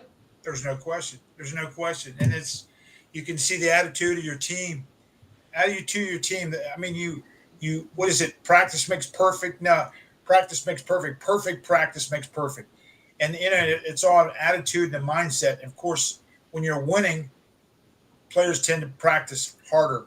When you're losing, some players are searching for excuses and looking for a parachute to get out of practice. But that's what'll be determined. But I'm optimistic. The glass is half full for me. Sure, why not? I like the fact that you're going back to basics. I mean, and maybe they've always been doing the basics and the fundamentals of tackling and blocking. No, they haven't. You don't think they have? I've watched them every day up until last year. I watched them No, every and day. that come out of Neil's mouth too, Wolf. Neil said we're going back to basics. In that last press conference week before last, he said we're going back and learning how to tackle. We're focusing on fundamentals. But see, Hawkeye, you bring up a great point. Hey, and Darryl, chime in on this if you would. Hey, if you're not working on the fundamentals, I mean, look at the transfer portal. Your roster is constantly changing. I'm just a dumb old strength coach, but why wouldn't you work on the fundamentals, not knowing the backgrounds or the skill level of these athletes coming in the transfer portal, and you assume they can block and tackle? Year five, he wants to go to the basics. Like, come on, man. Maybe too Better late. late than never. No, and don't put yourself down. You're not just a dumb old strength coach. You're a dumb old Hall of Fame strength coach. Yeah, but don't give your opponents. Don't tell them your weaknesses. Let them figure it out. If they're not smart enough to figure it out, then so be it. But I'm just saying, on game day, the teams that they're not fundamentally sound get exposed. They get exposed on basketball and football. Yeah, the fundamentals is development. Exactly. And exactly. Darryl been saying that for the last couple of years. They ain't been developing nobody. But I'm not here to go back to the last couple of years. I'm here to talk about what's going on now. Honestly. And the data signed that letter. Mike Rounds, that's almost as funny as Loverboy today. Good job. All right. Again, let's go ahead. I hope he didn't. Keep this gravy train going here. All right. How listen here, Wolf. What was he doing? Was Neil cleaning the garage and failing physicality? I mean, where's this been? What's going on here? Was he coaching ballerinas? Okay, all right. Hey, Darryl, I gotta go. I hear the sarcasm. What's that? I have to go. Get out of here. We don't want you. Just got here, Darryl. I got a leak in the kitchen, so I gotta go. Hey, you know what? Just leave that open.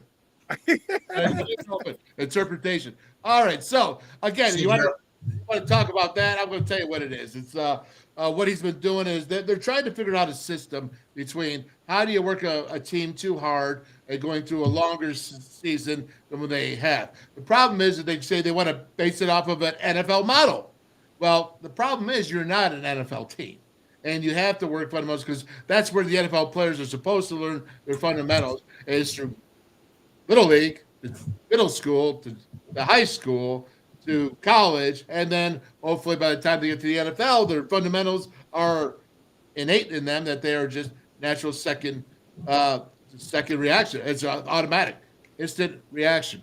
And that's the problem. What's going on is they're not getting the fundamentals that they have. I was breaking down film, and I just keep talking about this, even the scheme, the fundamentals of schemes, not even individual work. It's just not there in the college athletics anymore. I'm pretty sure DP would agree with me, and he would apply that to basketball as well. So again, they're trying to figure out how do you go ahead, have a long season, and have a lot of depth, have we, in the last few years? So, depth has been an issue. Not only is it an issue on game day, but depth is an issue in practice when you're trying to do practices. So there's a lot of things that go into it, Keith. So I'm not going to go ahead and say, yeah, it would be real easy to jump on them and say, yeah, you know what, man? What do you mean you're talking about fundamentals year 5?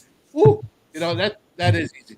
I think for me, I'm not going to I'm just trying to look at it in a way that's, listen, he's doing it now, and I'm not going to worry about 4 years ago, 3 years ago. I'm going to worry about what he's doing now. He's saying the right things. Is he building that culture? I want to know that.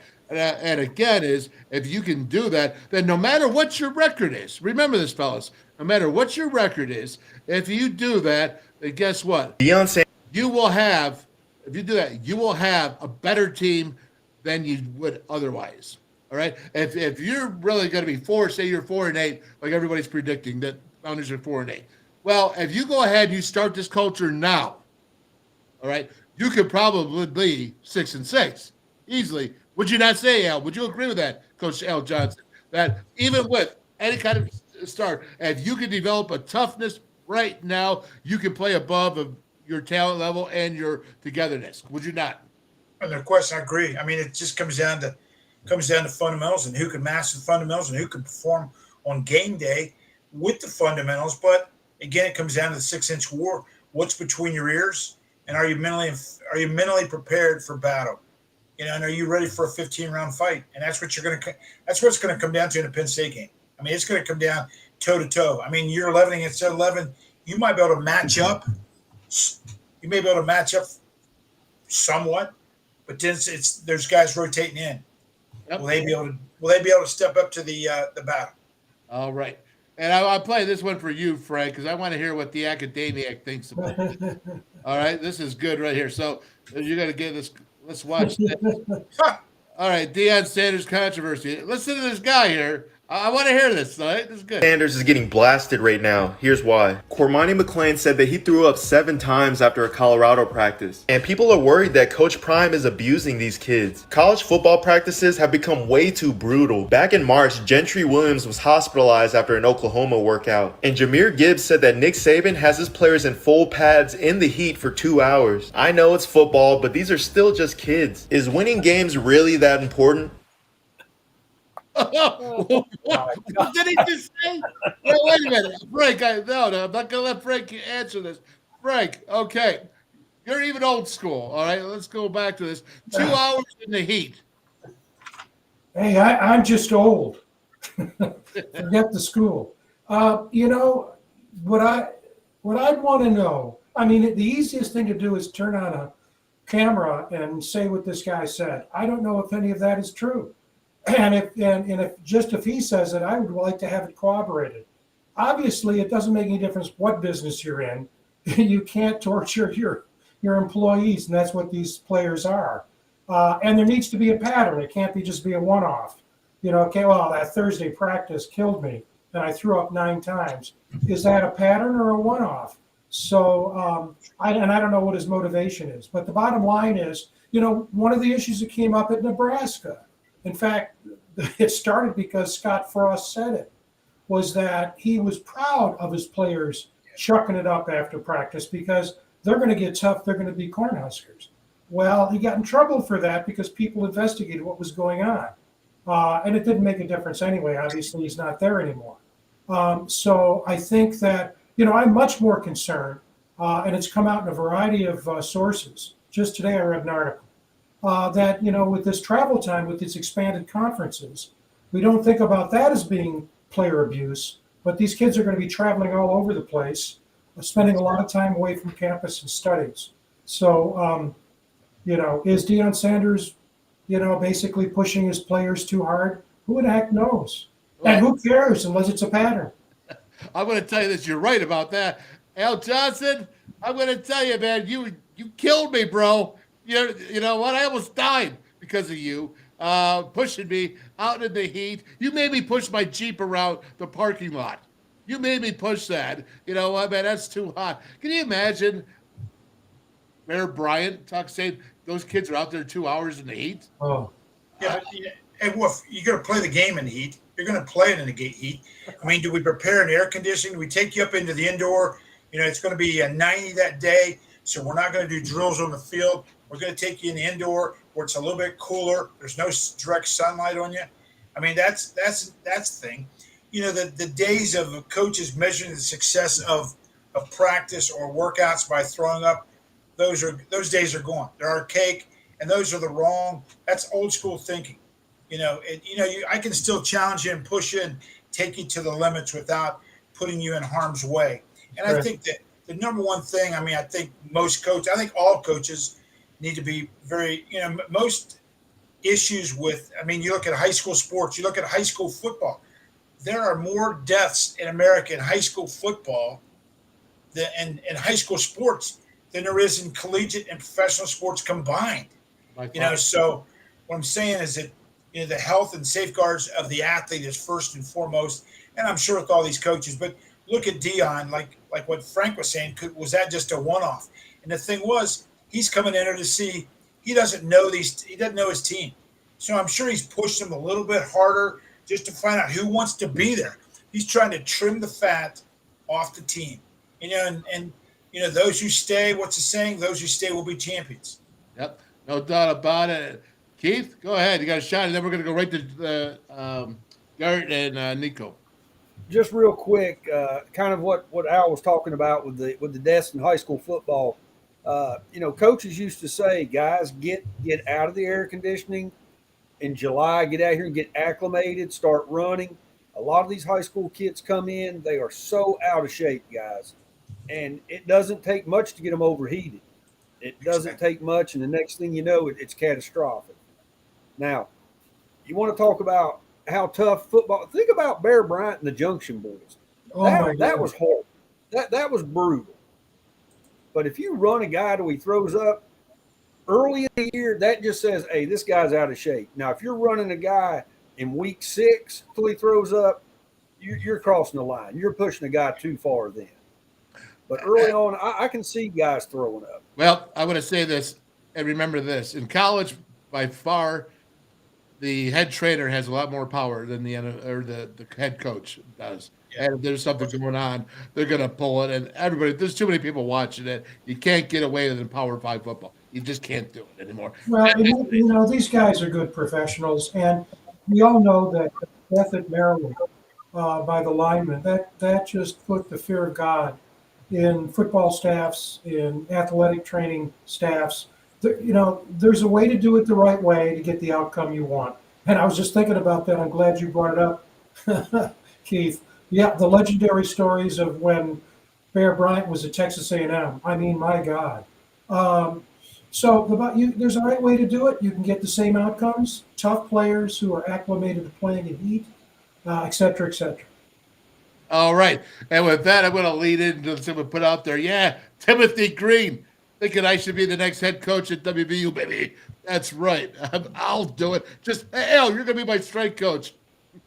Hey, I'm a walker in a game. Hey, Hawkeye, you're going to be our dude. Like, you're going to be Danny Nealon. All right, you're going to be the equipment guy out there because you're going to get the chains out because you are a ref. And Frank, you are going to be our dude that does the academics for recruiting. There you go. Right? I'll give grades. Go back to our old jobs. All right. And with that being said, wait a minute, I just screwed that up. There we go. There, look at that. All right, fellas. Listen, man, I think you all know, if you didn't know what I said over the weekend, I believe in Garrett Greene as a really good football player. I believe that he's got some seriously good ability in some areas. I believe he'd be better served in a different position because I think that's where he could really excel at. But again, if people want to go ahead and do this, But here's the deal. This is what really bothered me over the weekend is I put this out about Nicco. Nicco's got 40-plus offers. He's a 4-star. How many 4-stars? People are like, oh, you're all worried about the stars. No, I'm talking about the 40 offers that went along with those stars. I'm talking about that Drew Allar, the Penn State head or quarterback right now. Nicco was offered by Penn State before Drew Allar who's a 5-star eventually. Okay, that Penn State offered him. And the reason I'm saying is he's got better talent eventually at that position. Again, the athleticism of Garrett Greene is absolutely phenomenal. Again, I say if you put him in a slot position, he could excel like crazy. And I'm going to just go over this, and I'm not going to argue that. I'm not going to fight with nobody. This is just my opinion. It's an educated opinion on all the years that I've had. But I see Nicco. Look at the difference in height right off the bat. Look at that on that picture. There's 4 inches or 3 inches right there of difference. That means a lot when you're standing behind a 6'6" offensive lineman. Why do you think I already broke Nicco and Garrett Greene down from the Oklahoma State game a couple of weeks ago. I did it. I did it over 4 days. I did 2 days with Garrett, 2 days with Nicco. And I gave you all the positives about Garrett, all the positives about Nicco. And what I'm saying is that Garrett Greene is, if I'm the defensive coordinator, I'm going to try to shut down your running because that's the best thing you do and make you pass. Now, if Garrett Greene can get better in the pocket, that's a different story. But I showed it to you on film, so I don't, if the voice of Morgantown wants to tell me that he knows football better than I do, when I break down the film and show you that as soon as the first read is gone, Garrett is trying and looking to run. Because number one is the pocket is collapsing, and there's a 3-second count, or he's out the gates running. Sometimes that's good, okay? That's good, and he can be effective. But I know this. If I'm the defensive coordinator and I know you're a one-trick pony and that either the first read is there or you're running, that's a lot easier to control than a guy who can go through his options there, that the first read's not there, hang in the pocket and go to the second, possibly even dump it off to the third. I haven't seen that from Garrett, and I'm going to leave it up to Neil Brown to decide who's best and ready. I'm saying is I've always believed, Al, you can tell me this because you're a coach, and well, Frank, everybody's got an opinion, and it's okay.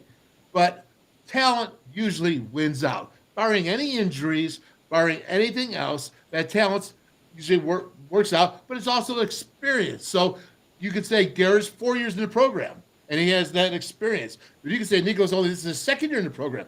But my thing is this. If Garrett is 4 years in the program, and Nicco's got 2 years in the program, and they're already equal, what does that tell you? I mean, that tells me that Nicco's got 4 more years to be successful at WVU. If they're the same, now Garrett's up here. That's an easy choice, is it not? You got to go with Garrett, and I want Garrett to be. But that's your best option, all right? But if it's right here, why are they rotating right now that they haven't called out a declarative one? You say, well, they want competition. I don't care about competition for that way. You're going to sit there and you're going to know. If I rotate, I know that they are rotating 1s and 2s. I know they are rotating 1s and 2s. Okay? You can say I haven't declared a first teamer yet, but you can sit there and still you're with first team and you're a second team. When a first teamer is declared, he's going to be running with the 1s. Al, am I right? No question. No question. Yeah, it's going to be evident to everyone around you, the team, players around him, and the staff. Yep. Okay, and I'm going to keep going because this is going to bake this on me, all right, because I'm going to take all the heat. Frank, if you have a 4-star quarterback and he's sitting on the bench and the other guys got another year, in today's age, okay, are you going to think that kid's going to leave? Well, absolutely. I mean, it's, you know what this reminds me of, because we all think about, is there, for instance, again, use a Michigan State example because, that's where I was. But Mark D'Antonio was faced with the same situation. They recruited a guy who was a 3-star out of West Michigan by the name of Kirk Cousins. He was not heavily recruited. He wanted to go to Iowa, but he was a 3-star, came to Michigan State. We know him now because he's been successful as a NFL quarterback, just tremendous. Now, They tried hard to get another guy to West Michigan who I think was a 4-star named Keith Nicco. Keith Nicco went to Oklahoma, competed for the starting job and didn't get it. And so he comes to Michigan State. He transfers from Oklahoma. They go through spring training, spring practice, and believe it or not, guess what happens? You look at that picture you got right there. Number 8 is Kirk Cousins. He gets the quarterback job. And number 6, okay, GG, is Keith Nicco. He plays flanker. And if you go to YouTube, just bring up the end of the Michigan State-Wisconsin game at Spartan Stadium. State's down. They're going to lose the game. It's a Hail Mary pass from about the 40, their own 40. He heaves it to Nicco. Cousins to Nicco. Nicco grabs it, fights off 2 defenders, big guys, linebackers, and scores the winning touchdown. And that happened because of a coaching decision that really, in terms of a full-fledged talent, even though he was only a 3-star, Kirk Cousins was the better quarterback. So I think my own opinion is I have nothing against GG. I read that Voice of Morgantown article. I think you got to give Garrett Greene a chance to start. There you go. I agree with Mike is a smart guy. I agree with Mike. I think you got to go start with him. But I would be a bit surprised what you said earlier, Wolf, becomes reality. Garrett Greene's too talented not to be on the field. Absolutely. But as quarterback, I think this is where you got to go with Nicco eventually, and he plays flanker. Garrett. Well, there's no doubt. All right, Hawkeye, go ahead and give us your take. Well, we've seen this before, Wolf, and I would suggest that Garrett maybe call Sills and ask him how that worked out for him. This kid's got tons of talent, but I don't know if quarterback is the position for him. If he wants to go to the next level, I think he needs to make a move. Nicco passes the eye test. Yeah, I think he's been told that. I don't know if he really cares at this point, honestly. Well, and I'm just that's being honest. That's up to you. Well, that's fair enough. But yeah, I think you give Garrett the opportunity against Penn State, and that's a tough one to pull the kid out of and let Nicco take over the reins. I think, in fairness, you give Garrett 3 starts and see what happens. That's my opinion. Yep. Yeah. No, it's a good opinion, and everybody's opinion is respected. I dropped the link if anybody out there wants to come on and be respectful. If you want to come out and give your opinion, this is what it's about. Join the conversation, Mountaineer Nation, and I mean that. But I'm saying this, okay, you have a 4-star quarterback. I'm not saying play him over Garrett Greene if Garrett Greene is better. Never, ever would I ever do that. And if Garrett Greene is winning, I'm not going to say pull Garrett Greene because of Nicco, because you just can't do that. That's not the way to run a football program. Your players won't respect you if you don't play the best player. Okay? And I'm not talking about just not those 2 quarterbacks. I'm talking about the team. The team wants the coach to play the best player. You'll lose a team in trying to retain a 4-star quarterback if you were to do that. So obviously, I am not saying that. What I am saying is that right now, they seem to be very equal. Okay? That's what Neil Brown is saying. So I'm taking this head coach, okay, for his words. And when I'm saying that, if they're equal, then why in the heck, if you're trying to go ahead and build for a future, why not? Go ahead and play Garrett. I'm okay with him. I will not be surprised if Garrett Greene is starting at Penn State. I would also not be surprised if Nicco started at Penn State. And I'm telling you why. Because there's a bigger upside in a future. And I'm going to be honest with you. If I'm on the hot seat, this is what I plan. And you might say this is a little bit sneaky or whatever. If I don't think that my quarterback that I have starter, who has 5 touchdowns last year and 3 interceptions, he's never had over 55% completion percentage. Okay? Yeah. Everybody's like, well, he had 3 touchdowns against Kansas State throwing the ball. Yeah, he also had 3 picks. Last season. When you got 5-3, I don't call that numbers of the dude waiting in line. All right? What I'm saying is that we've been through this with average quarterback play. Jared Deggy, and everybody say, "Hey, Wolf, you stuck your guns with Jared Deggy." Yeah, because honestly, Garrett Greene was a freshman, and he didn't even understand. He was a baseball player that was an athlete, and he didn't even understand the system. I mean, Jared Deggy's playing the Canadian Football League right now. I don't know if you guys know that, but he's up in the CFL. So, I mean, I guess he doesn't suck. I mean, that's what I would say. He doesn't suck because I don't think the CFL would take him and play him. But if you're looking at Garrett Greene, and you just said that about David Sills, if I see a quarterback that runs, okay, and there's a team that's going to run, I'm going to say, this is what I would do. I'll tell you, I know what the Pats coach would do the Patriots. Who's that, Keith? The Patriots coach.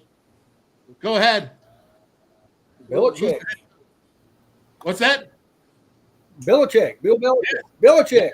What does he do? What's the number one thing he does? He takes away the best thing you do. He says, if you're going to beat me, you're going to beat me with number 2 or number 3 thing you do best. So what I'm going to do, if I'm Manny Diaz at Penn State, Frank, I'm going to go ahead and I'm going to say, well, it looks like you got a good offensive line, a good defensive line, and we got good linebackers. So what I'm going to do is I'm going to go ahead and we're going to make sure that we stop the running backs, and we stop a quarterback that wants to pull at 3 seconds. You know how you do that? You put a spy on him. You put a spy out there on him, and you make this quarterback who has not proven he can stay in the pocket and pass. Okay, that's what I would do. And then plans have to change and adapt from that point on, no matter how that quarterback lands. So if you want to go with Garrett Greene at Penn State, the 107,000 people, because you think he's there and you think he's really better, how I want to know is where are the stats that prove that Garrett Greene is better? Now, I know what the coaches think because I know the coaches. And I know that right now they're rotating 1s and 2s because they haven't named a starter yet. I mean, truly have not named a starter yet. And Garrett Greene might be the starter. So I'm not saying that. What I'm saying is, what are the stats that proves that Garrett Greene is ready to go? Garrett Greene is 190 pounds. Look at the picture of Nicco there. Nicco's 225. What did Drew Fabianich, who's now the general manager and director of scouting for WVU. He's the general manager, 18 years in the NFL. 18 years in the NFL. He said to me in the interview, so this is not a secret, this is on this show. He said, I don't like small players. Why don't you like small players? Because they get hurt easier than bigger players. And when you have to invest in a smaller player, it's a different thing. Okay? Again, I am not here to tear down Garrett Greene. I'm here to say what I believe that Nicco has to offer. Again, if Neil Brown says that Garrett Greene's more ready to play against Penn State, I'm going to believe him. And I'm going to support Garrett Greene. I'm going to support him. This is what I really want to say is, but fine, if you're going to do that, that's fine. But you better have a plan, a contingency plan to keep number 2 happy. Okay, whether that be NIL, whether that be something, because you can say, well, we're not going to cater or hit his ego. It's not about ego. This kid wants to play football. He's been offered by 45 schools. Now, there's schools right now he could walk onto and be the starter next year, a guaranteed starter, because they want that 4-star dude that was a player. Now, if all you have to do is go watch his high school film and see a comeback that's crazy, him throwing up and throwing a touchdown at the same time. That's the type of character that this kid is. Again, I'm not tearing Garrett down. I'm not doing that. I'm saying this is what Nicco has to offer at 6'1.5", 225. 6'1.5". Okay? That's part of what makes him. If Garrett's ready to go, put Garrett in there. Again, when do you pull Garrett then if he doesn't win? If WVU struggles against Penn State, if they struggle against Pitt, if they're already, say, 2-3, 1-4, when do you pull him? When do you put in Nicco? Frank, go ahead. Well, I think one of the things that's really important, I like what you're saying. I really am. I really do. I think one of the things that I'm thinking about, and I'm reflecting on what Keith said, what Hawkeye said, and that is that what are fans looking for? They want WVU to hang in there, be tough, maybe get away with the win in Penn State, but not be embarrassed. The worst case scenario is the Mountaineers get embarrassed over at Penn State and lose to Pitt. then I think Brown is probably not going to continue as coach because I think the response would be so negative. So what I'm concerned about actually is that one of these two guys at quarterback gets hurt, and then you don't have a choice. It's down to one. But I still think they'll start with Garrett Greene. I may be wrong. I mean, I'm just speculating, as we all are. You're close to it, Wolf. I'm not. But the bottom line is that I wouldn't be a bit surprised to see Garrett Greene start, see what he can do in the first couple series, and then throw Nicco in. But you may be right. Nicco may have the edge, just like Kirk Cousins came out of the fall drills, I think it was, with the edge, and he took over for Nicco. Al, what if I told you, Al, that Nicco had a better spring, but Garrett had a better spring game? But what we know about it, if you're not a coach or close to the team. Yeah, I don't take much credence in spring games anymore. It's basically flag football, touch football. It's not. I don't think you can get much from that. But I agree with what Frank and Hawkeye are saying. I think you got to start. Based on the camp, if they're equal, I'm going with Garrett. I'm going with Garrett to start because he at least has game experience. Game speed compared to practice speed is entirely different. And you're facing somebody in a different color jersey, which Garrett has done that even in a limited situation. But I think you got to go with some level of experience going into a game like Penn State.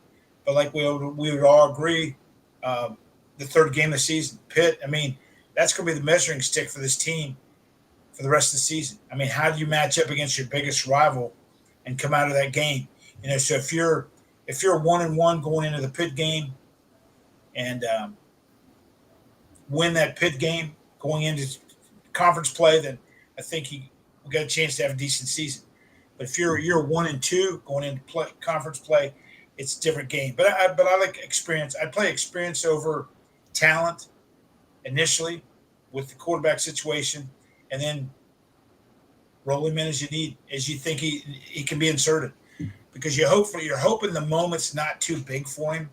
I mean, he's never played in front of a crowd like he's going to face as big a crowd as he's going to face. Nobody has, though. Happy Valley. He's not going to face. He's never seen that. He's never experienced that intensity level. So, not that Garrett has played in front of that big crowd either, but I'd have to go with Garrett. Okay, hey, fair enough. And there's a lot of people that actually agree with you. I got a couple of things, but Hawkeye, when it's come to you, and I'm going to say, listen. With me is I go ahead. I put out there. I think that Nicco is going to be the guy eventually that works through us. I get everybody gets upset. I see 50 articles out there about Garrett Greene being the starter, but Neil Brown hasn't even said who the starter is. People are assuming Garrett Greene, and I'm saying is all right. I got big shoulders. I got a big back. I can carry my own self and take the heat. I believe talent usually wins out, and I think it certainly will through the season.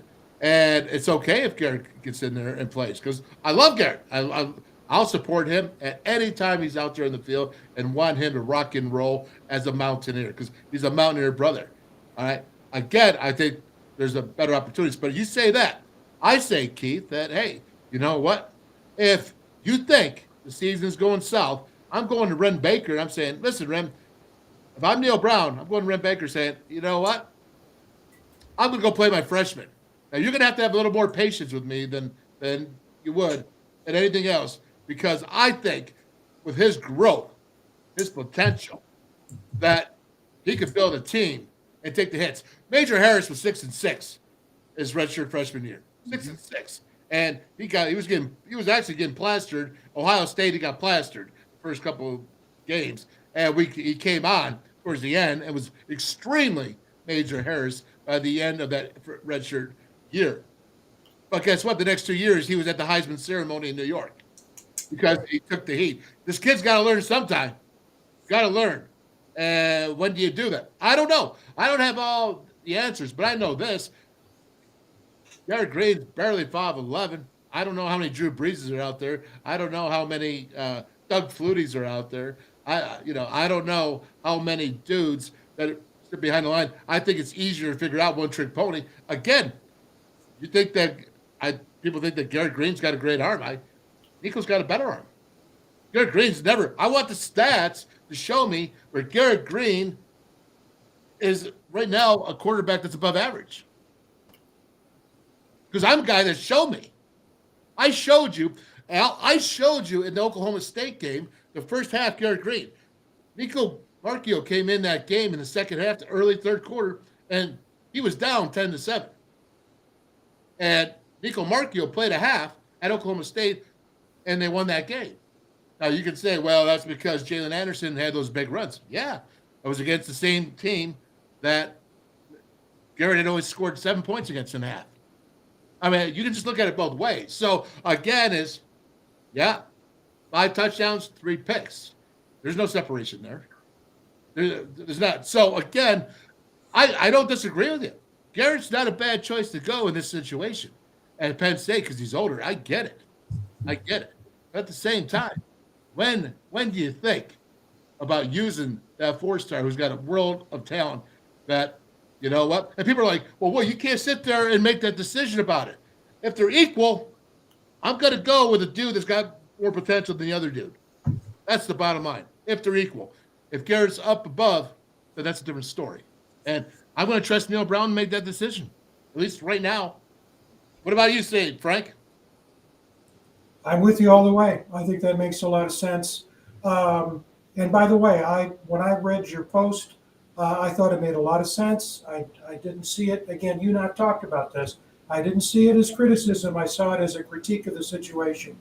When I read the Voice of Morgantown article, I thought that was just a cheerleading for Garrett Greene. And quite frankly, I think creates more of a divide than it needs to. I would say, that's a weird noise. Hawkeye, go ahead and finish up. I'm going to let this go. I'm going to let you guys get off. You've been on for almost 2 hours. Gosh, thank you so much. All of you except for DP. I have no respect for him. He's got a leak in his sink. I think he didn't want to do this Garrett Greene Nicco situation, so he conveniently had a leak in the sink. But, all right, Hawkeye, go ahead, man. Because you're a referee now. You've watched a lot of football in your time. Maybe not always great football, but you've watched football. True. Well, a couple of things. First off, unfortunately for these two quarterbacks, they are playing to keep a coach in a job. Yep. Number one. So, and I think they understand that. Number two, you're opening up in the biggest game, the most hostile environment you could possibly as a first-time starter for either one of them. I mean, imagine that. You're going to Happy Valley, whether it's Nicco or whether it's Garrett, and it's going to be trial by fire, Dale. Yep. They are going to unleash the beast on whoever's back there because neither one of them's proven. They are going to blitz. They are going to show them so many different looks. It's going to be overwhelming. I think Nicco, he's the prototypical quarterback, man. He's your drop back passer. He's got legs. He can run. He can throw the long ball. He can make a defense be honest.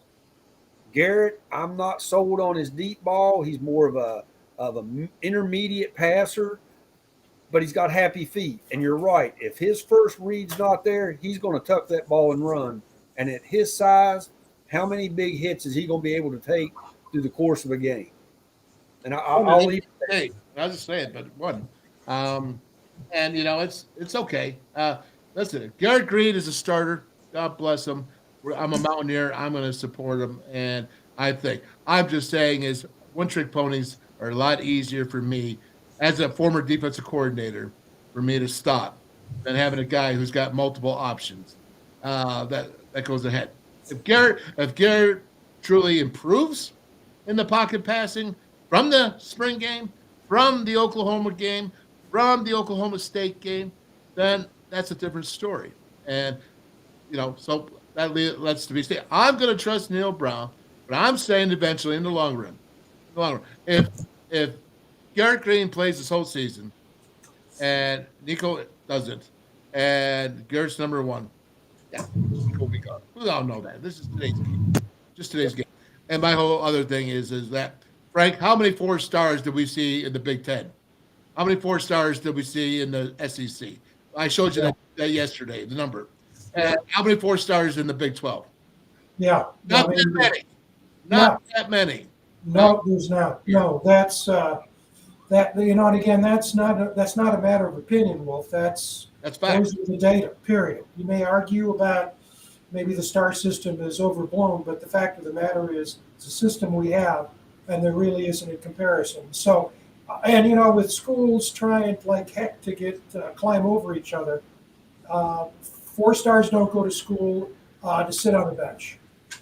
No, not today's day and age. And if you say, well, we don't care about that, well, then you're not paying attention to what's going on around you. Sure. And you're not caring about what's going to happen to your program.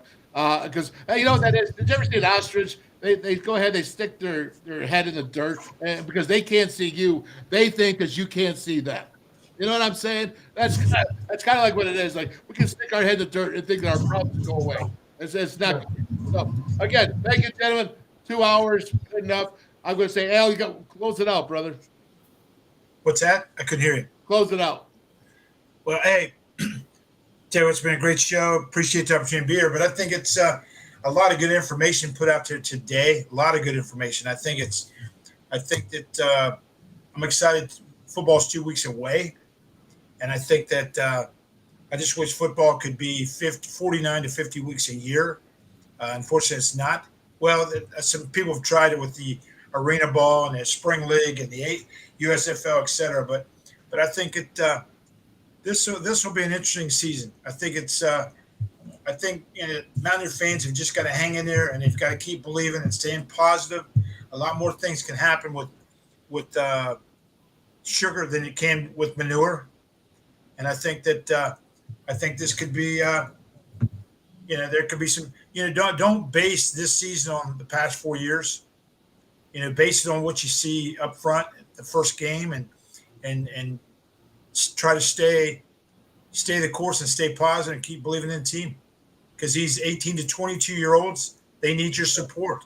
The most saddest thing you see in sports is when you see fans, boo a quarterback who throws a pick, or an offensive tackle misses a block, or a safety misses making a play on a ball and a guy catches a touchdown, and the fans in the stadium, 60, 70,000 people, boo that athlete. To me, that's so short-sighted and short-minded. But stay positive and stay with the team. That's Skylar Howard. All right, Hawkeye. I like what Al said. I mean, we got to support this team. We may not agree on how things are being run, who's starting, but we have to support the players. They're the ones out there putting the effort out. And as long as we're getting the effort, I'm going to support whoever's taking the snaps, whatever position they're playing. I'm going to support this team. All righty. That's good words. Frank Fear. Those guys said it all. I just want to say amen. Absolutely. Kudos, guys. Al, Hawkeye, you just you nailed it, both of you. Yeah. And I'm going to say this. You know what? Go play your can off and give it everything you have. Play for your brothers. Play for your coaches. Play for all the people that support you. Play for yourself. And if you do all that, then you can accept whatever happens. Accept whatever happens, because you're giving it your all. Every repetition that you had before that, everything that you've done, every fundamental, every tackling drill you worked on, every time you thought that it was too hot or too long to practice, or you were throwing up, all these things together. If you got to overcome all that, you can overcome that as a team, and then you have a shot. Maybe not Penn State, maybe not some of the other big games. But if you can be better than what you have been just by getting tougher and playing together. And again, Oklahoma State, I will say this. Neil Brown had those guys. You remember, that was the last game of the season last year. He had them playing hard. They didn't play great, but they played hard. And because of that, they won. And that's something and a lesson that should be taken by all, including here, myself. So remember all that, and thank you guys for that. Take care now. We'll talk to you real soon. I'm sure we'll all be coming up with more conversations, more heat. I'm sure I'll be tweeting out something that more people want to get all upset about. But you know what? It's always the truth with us, but we're not afraid to tell the truth, and that's the way the show is. And the truth is we see it anyways. But that's just our opinions. And we're certainly here to support WVU. And I promise every single person, Garrett Greene out there starting, I am 100% rocking. See that kid succeed, that young man succeed. 100% rocking. Don't think that's not what I am. I have been here for 40 plus years.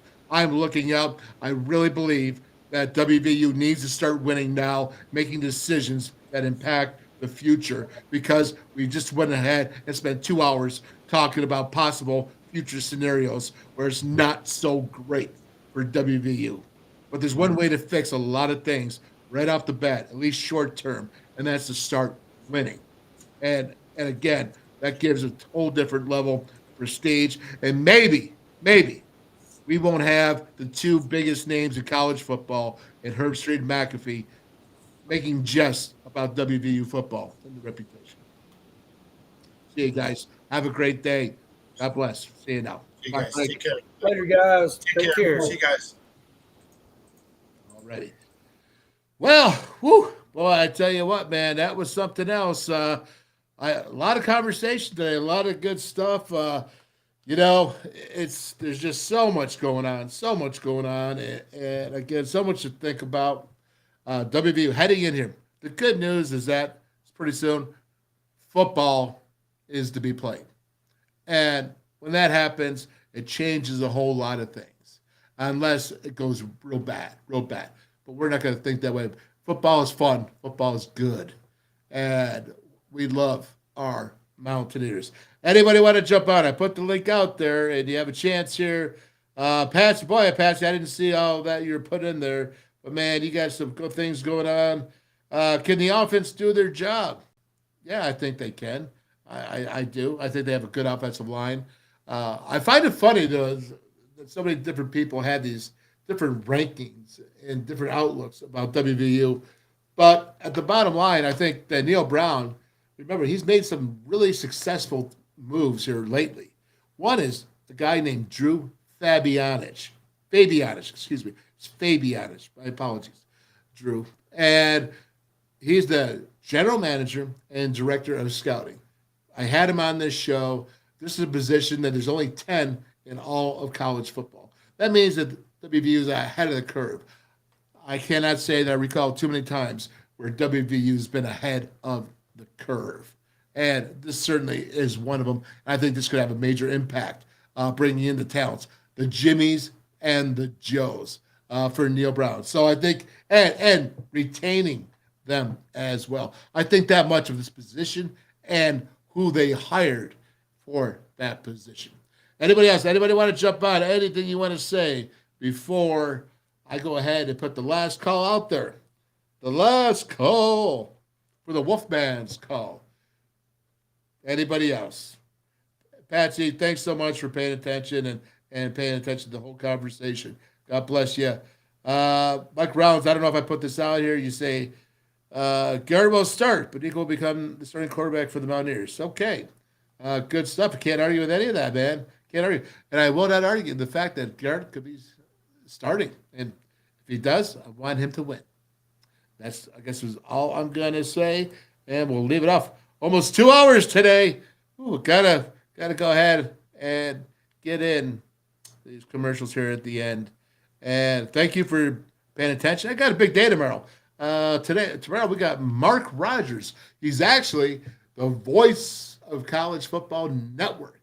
He's got 26 different channels, Voice of College Football. Do you know that on YouTube, covering football, college football, the voice of college football, his network is the number one rated coverage in network over ESPN. Oh, believe it or not, that's what it is. And that's because we got him. Tomorrow, 4 o'clock, Mark Rogers, the voice of college football. He knows it all. I mean, he really does. He covers the whole country. He's Big 10, he's Pac-12, he's Big 12, whatever, the Big 16 now. He's ACC. He knows college football, and he knows the top issues. Can't wait for that. Also, think we got to have a special guy on Thursday coming in, and I'm really excited about this one. Big follow. We got some big guns this week. Big guns always here. WolfMan's Call. We're here to bring you the best that we can. All right, everybody. Nobody else is jumping on, so no, join the conversation, Mountaineer Nation, because there's just nobody else. So with that being said, that really was Loverboy. Hi, I'm Traylon Davis. I'm from Jackson, Ohio, and when I'm back home, you will find me at my local Parmar store. We had that gold and blue pride at your local Parmar store. We are coming to your neighborhood soon. West Virginia, Kentucky, Ohio, Pennsylvania, and Maryland, we have you covered. Download the Parmar app and sign up for the Parmar Rewards Card. Food, gas, groceries, and more. We are gold and blue proud, and we are Parmar stores. If there's not a Parmar store near you now, there will be soon. Northern Eagle Distributing, proudly serving Anheuser-Busch products to West Virginia. Stationers, #1 office supplier in West Virginia, always in stock.